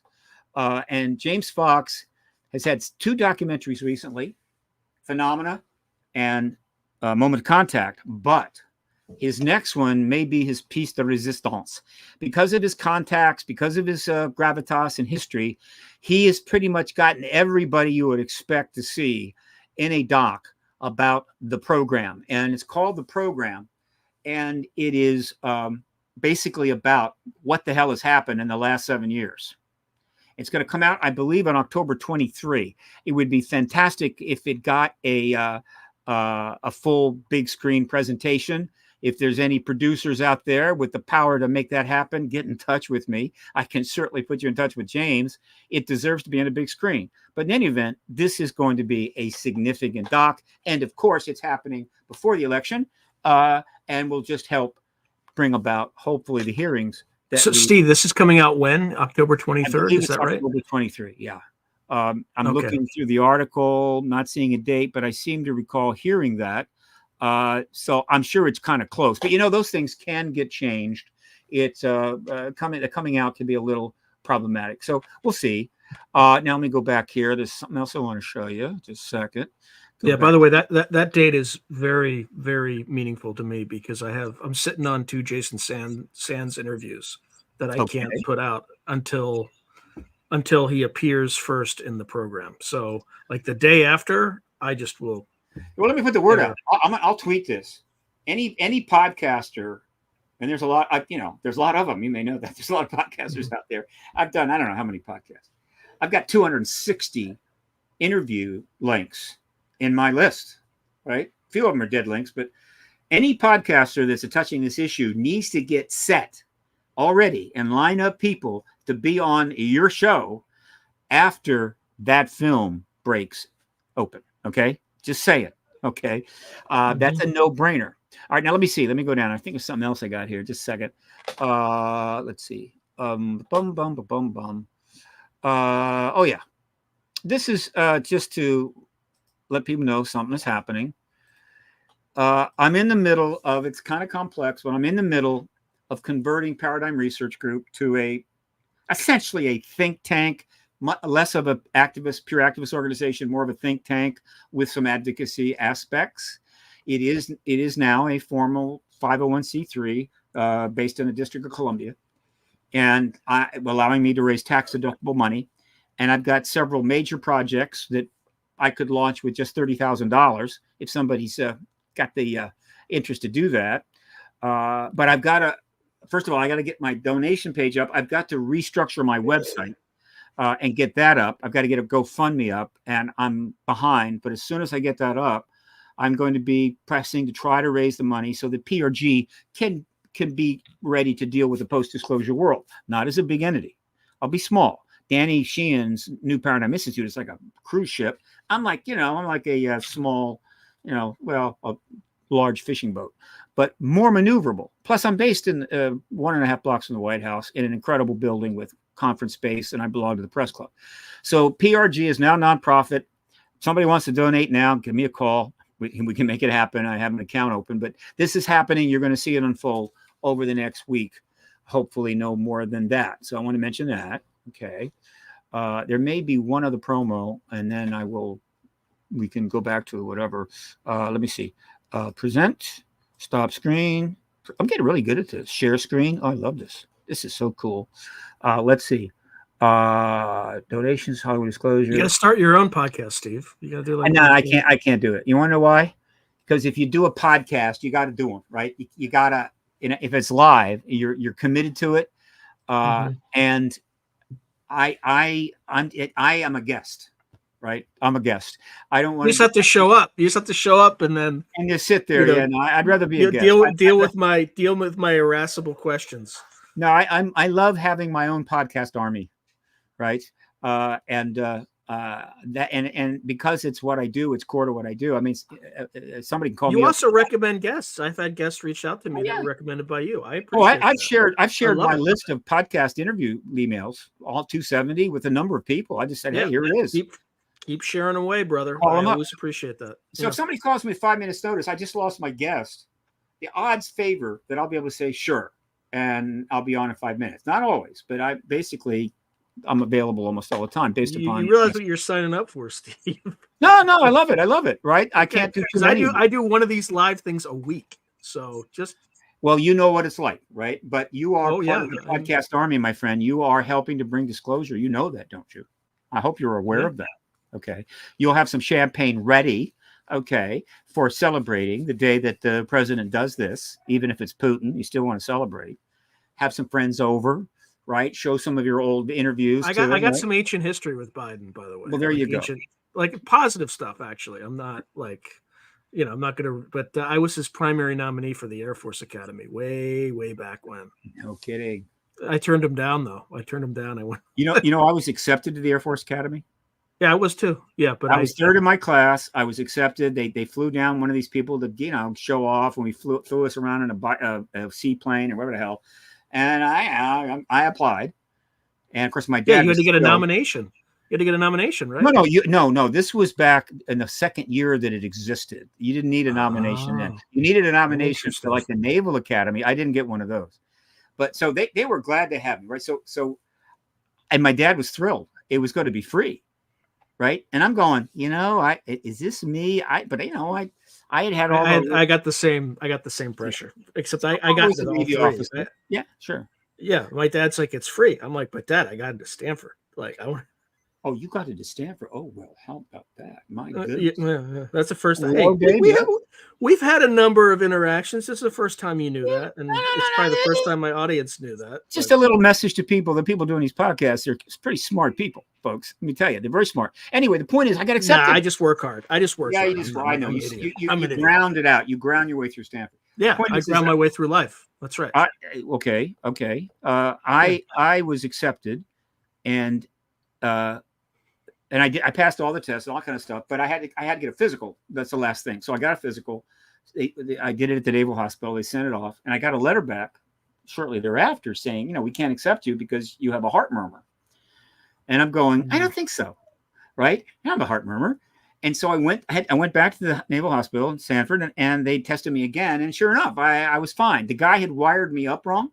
So we sent off the new results, and then I got a letter back that said, unfortunately, we did not get the final results until the class had closed, and you can't come now. They even tell you wait until next year. They didn't. No. I could have applied for the next year. Yeah. This was 1964, so I was not that committed. I mean, to me, it was like, it's cool. It's brand new. They got these nice buildings. It's in Colorado, nice mountain views. But I wasn't that committed, and I'd applied to other colleges, and so I didn't go. I went to another school. But that is how close. If that corpsman wires me upright, I go to the Air Force Academy. Its second year of existence, 1964. Now, looking back, given that I was like 17 going on 12, I mean, it's utterly immature, undisciplined in a way, it would have been probably the perfect thing I needed, right? I needed discipline. I needed structure. I needed, get organized, get fit, things like that. Did I need to be an Air Force officer? I don't know. But it would have made a completely different person, and probably I would have had a much happier life. But I didn't go. I didn't get that kind of discipline, and I didn't have such a happy life. Such are the tiny little things that affect us during the course of one lifetime. Well, again, always the dark side of everything, Steve. If you had gone in 1964, you would have graduated in 1968.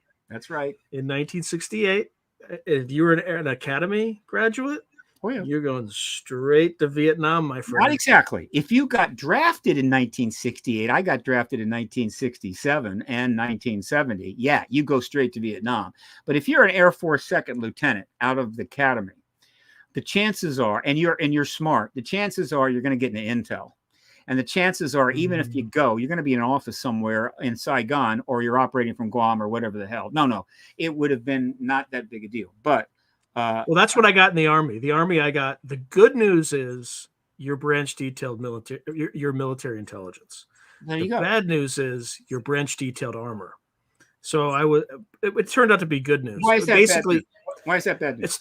Well, at the time, because I wanted to go into military intelligence initially, but it ended up being a good thing. But they basically, they don't need a lot of lieutenants, so they send you to an armor unit, and you're, for all intents and purposes, a cavalry officer. So they sent me to NTC because, I mean, it would be perfect for somebody who's comes back as a captain into military intelligence. But I never went back. I got out after that. And did you get to ride around in a tank? Oh yeah, yeah. No, man, come on, that's great. Yeah, and I got to fight like a motorized rifle, company commander. Anyway, we're getting way off track. People are like, let me finish. One last point. If that guy had wired me up the way I was supposed to, I would almost certainly not be doing today what I'm doing. And there's no way I would trade that for anything that happened to me prior to 1995. I assure you. Steve, you might know the secrets, but you would just be hiding them, not sharing them. I'm very fortunate. I live long enough to enjoy this second act. I'm hoping I've got 10 more years. That's enough. And hopefully I'll see disclosure, hopefully by February. Hopefully. And then we'll do even more podcasts in the post-disclosure world. Well, let's go positive now. I know I've been like, not cranky, but I've been like the yin to your yang. So, okay, let's say there's disclosure. It's very orderly, all this stuff. Okay. Mhm. Now, this is why it's so hard because we don't have any information about what the landscape is, i.e., are these civilizations, Oh, interdimensional? Are they extraterrestrial? Also, how close are they in intelligence? Are they going to suddenly show up and start doing jobs on Earth? Is there going to be like labor relations? Like, there's so many different implications of this sort of thing. yeah. How are we gonna? How's the patent office gonna deal with new inventions that are collaborated on with the help of more advanced civilizations? And a What billion. about like a decontamination protocol when they come here? Maybe they have. You hear about the Brazil. We're talking about James Fox, and like one of the guys got infected with this like super virulent bacteria from God knows where he had no defenses. So, I mean, I would hope that the government has thought through all these things because they have all the information, but I don't. I don't think that they have. I think they just looked at all the implications and just like, boy, that's too hard. Let's just kick the can down the road. Look, they have supercomputers that run other supercomputers. They've also got AI. I assure you, they've gamed this out 18,000 ways to Sunday, but they can't game it all. We're Right. going to learn a great deal from our government that's going to help us address the situation, and it's going to be orderly. But the ETs are going to do what they want to do. And I have no idea. I can only guess what they're going to do, but I have a pretty good idea what I think they're going to do. And so, and we can finish with this, that, as I've said, And by the way, we have about 10 minutes, about 13 minutes left. So if you start perfect. If you examine the whole 77 years, starting with Roswell, discounting the fact there may have been a few crashes before Roswell, the evidence seems to be growing for that. But whatever happened, they were like Cape Girardeau, the craft in Magenta, 33, Italy. 46.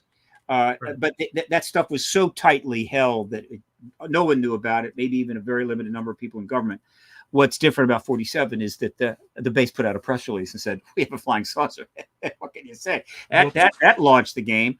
So in 77 years, if you look at the larger picture, there is a logic to it all. It's not chaos by any means.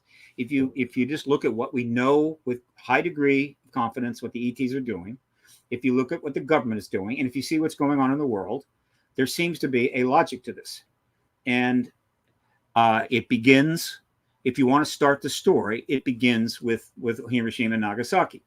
I was actually conceived about 6.5 months after those bombs were dropped. That's how long it took for my father to get from Guadalcanal through Australia back to Mare Island, then to Bethesda, and meet and marry my mother. I mean, he didn't waste any time at all. And so I literally am born out of the nuclear explosions. Right away, ET presence manifest fast, lots. Sightings going on, 45, 46, 47. Not that well known because it was a different time, but there was plenty of activity. And then, of course, you've got the Roswell crash of 47. Then you're followed by the 52 flyover of Washington, D.C. These are not random things in a sense. And then from that point forward, there is a relative progression, both from the human side and the ET side. And ultimately, I believe it has a end game, right? And the end game is defined by a couple of things. In respect to disclosure, right? It is essentially defined by the Cold War. The Cold War and the nuclear arms race has been the number one thing preventing disclosure. Nothing else really is bigger than that. And that still is the case, right? It's dragged it out. What's happened is, as powerful as that obstacle is, so much has happened of a disclosure type and the citizen disclosure process, right? So much has happened. It's overwhelming that objection, all right? And then on the ET side, it's a little trickier, but I believe the fundamental time frame with respect to the extraterrestrials who have been here before, probably thousands of years ago, repeatedly, but it doesn't matter. That was a long time ago, and we were a different place. Why now? Why any time frame at all for them? Why do they care? And that is defined by our technological advancement curve. The nuclear weapons being one, because they have a concern about that. But AI is the other. Yeah, the other is star drive. The other is star drive. In other words, how do you get through space without having to go physically through space, subject to time dilation and the energy requirements under relativity? I believe there is a way around it. I think they have it, and they can get from place to place in very short amounts of time, which means that you can go from star to star. And if you pay attention and do a little research, it's not hard to discover that in the public sector, there's quite a bit of thinking and theorizing and equation generation on this. We are examining it from several directions, and a lot of people think we're very close. And that's in the public arena. We have no idea how much progress the government has made on star drive in the USAP programs. But I can assure you they've been motivated to do it because the ETs can do it. The ETs are from other stars. I think it's 99% that's the case. The government knows that. So if you know something can be done, the motivation to find out why is 1,000% greater. And so we're going to eventually go to the stars. I have the ability, I think, before 2050. All right. So why does that matter? Okay. From the standpoint of the ETs, okay, it's kind of like, it's terrifying. What happened to the Aztecs and the Mayan, the South American civilizations? As long as the Portuguese stayed in Portugal, there was no problem. But as soon as they showed up with their ships, they started spreading diseases all over South America and killed millions and millions of people. Okay, same thing. The ETs know that we build weapons of destruction and use them. We've always done it. We've never stopped. We've even dropped nuclear bombs on women and children and vaporized them. 200 of our own species. Our own species. We're incredibly dangerous. And so they know that once we build starships, we're not heading out there without having, protection. It's a protection. Yeah. And so at that point, for the first time in our entire history of this planet, going back 4 billion years, we are a threat to our neighbors outside. And that is not going to be allowed to happen. You would have to be really, really stupid as an advanced civilization to let a civilization like ours build starships and head on out into the galaxy loaded with nuclear weapons. And so consequently, you're not going to let that happen. And then the only question.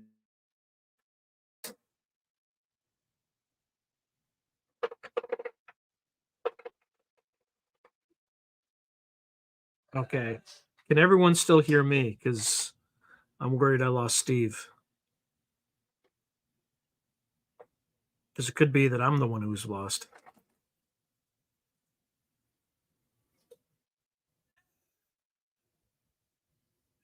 Okay. All right. All right, good. Okay, so it looks like Steve is yeah, he froze. Yeah, he may have, but hopefully he has the presence of mind to come back on. Yeah, he's coming back. Yeah, I think he fell off, so I think he's going to come back on. That's my guess.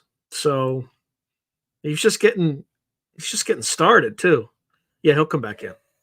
I think he's probably just checking his rig and will probably rejoin us.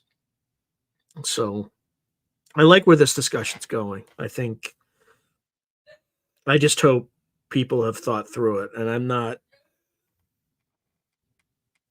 If the people, 100%.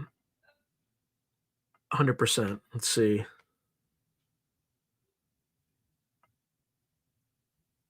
Yeah, I think that's fair. Here we go. Hey, all right. You ready for this? You ready for this? Yeah. The moment I said those words, my computer turned off. Now, let me be clear. Okay. The power Which words? Plug was in.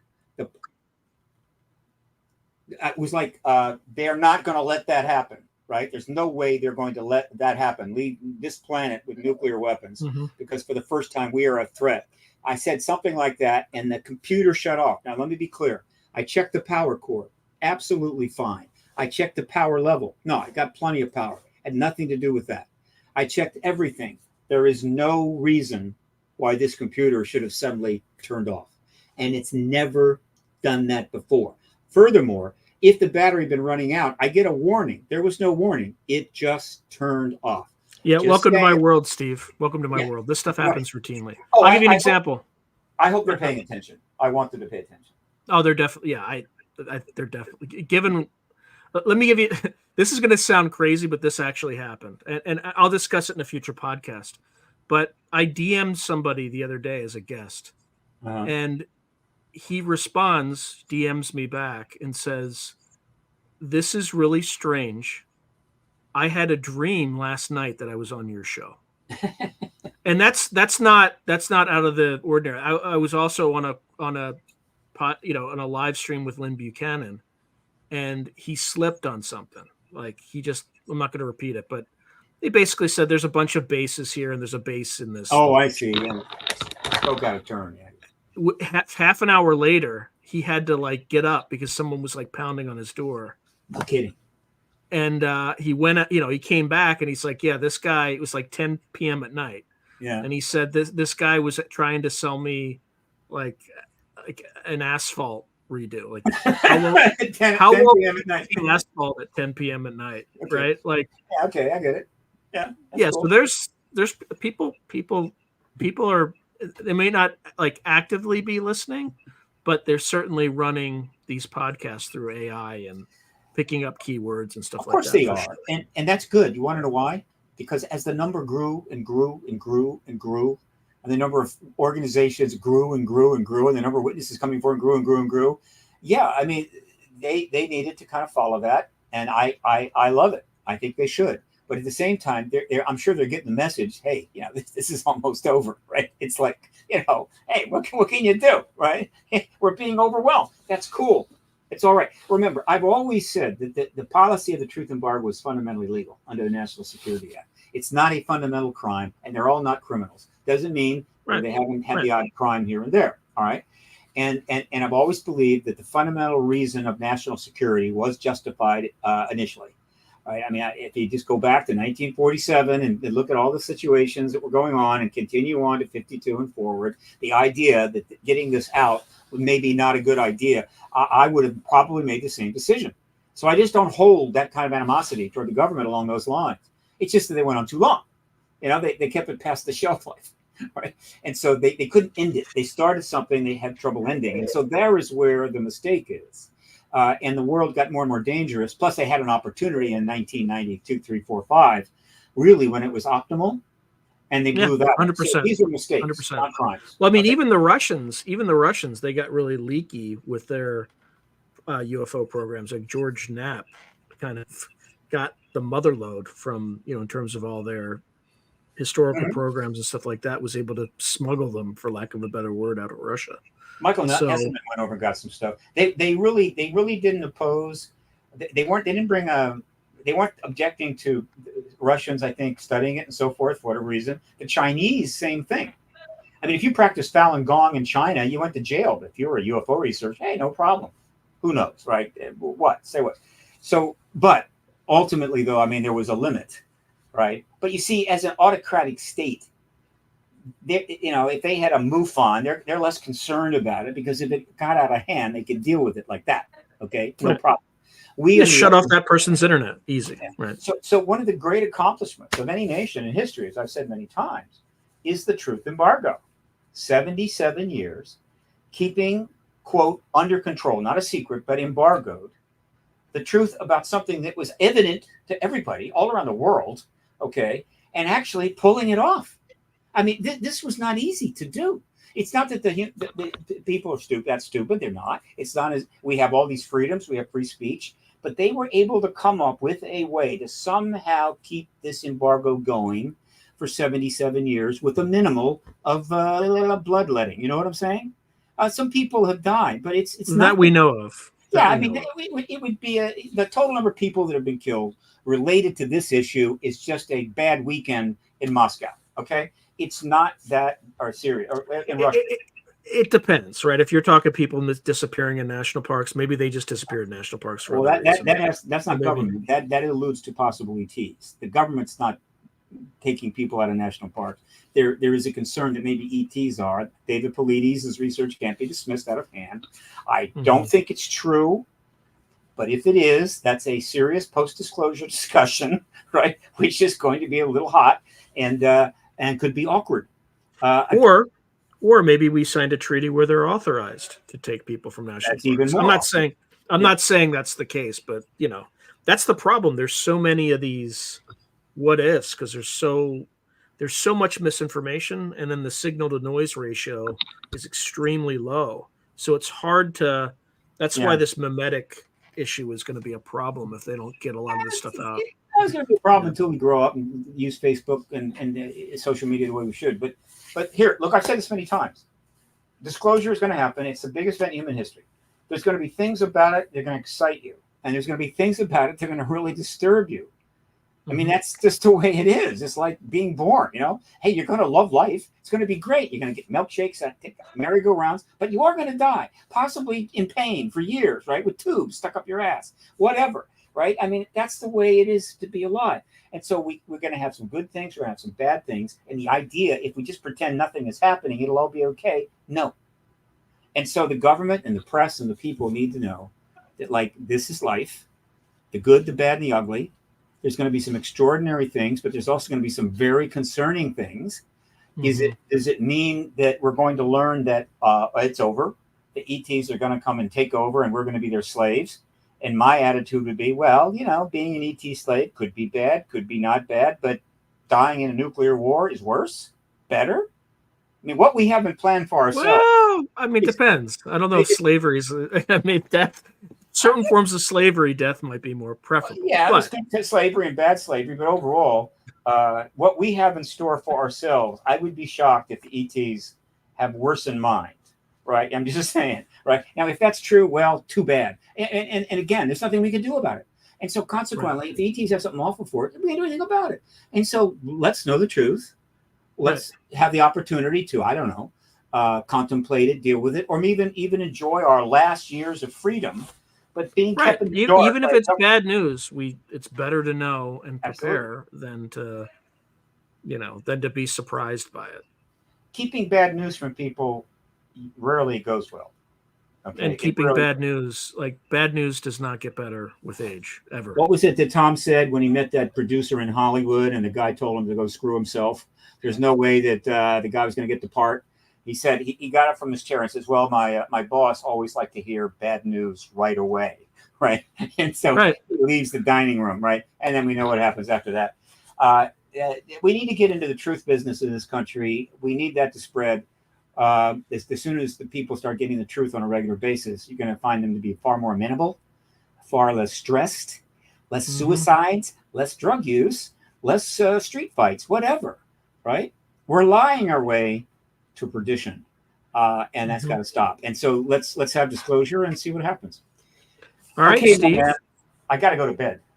Absolute pleasure, and I will take you up if I'm ever running. I'll give you more notice though than 30 minutes, but I can call any time. But we got to do a show. Let's make sure we do a show after the House hearing, because I intend to be there in the room, and particularly if there's two events, one in the House, one in the Senate.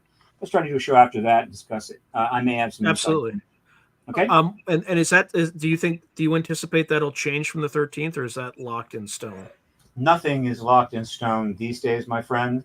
But that is what Nancy Mace has scheduled, and she's already given some interviews. And Gallaudet, I think, has indicated he may be speaking. And so I think once you get that in play, you don't want to change it. But so let's just assume October the 13th. I'm going to plan how I'm going to get in that room. Is it October the 13th or November the 13th? October. I'm sorry. November the 13th. November the 13th. Okay. Yes, of course. Plenty of time, but I'm going to be in that room no matter what it takes. If I have to dress up like a woman, that's what I'll do. Whatever, It's like Congresswoman. Oh, yes, come on in, sit right here.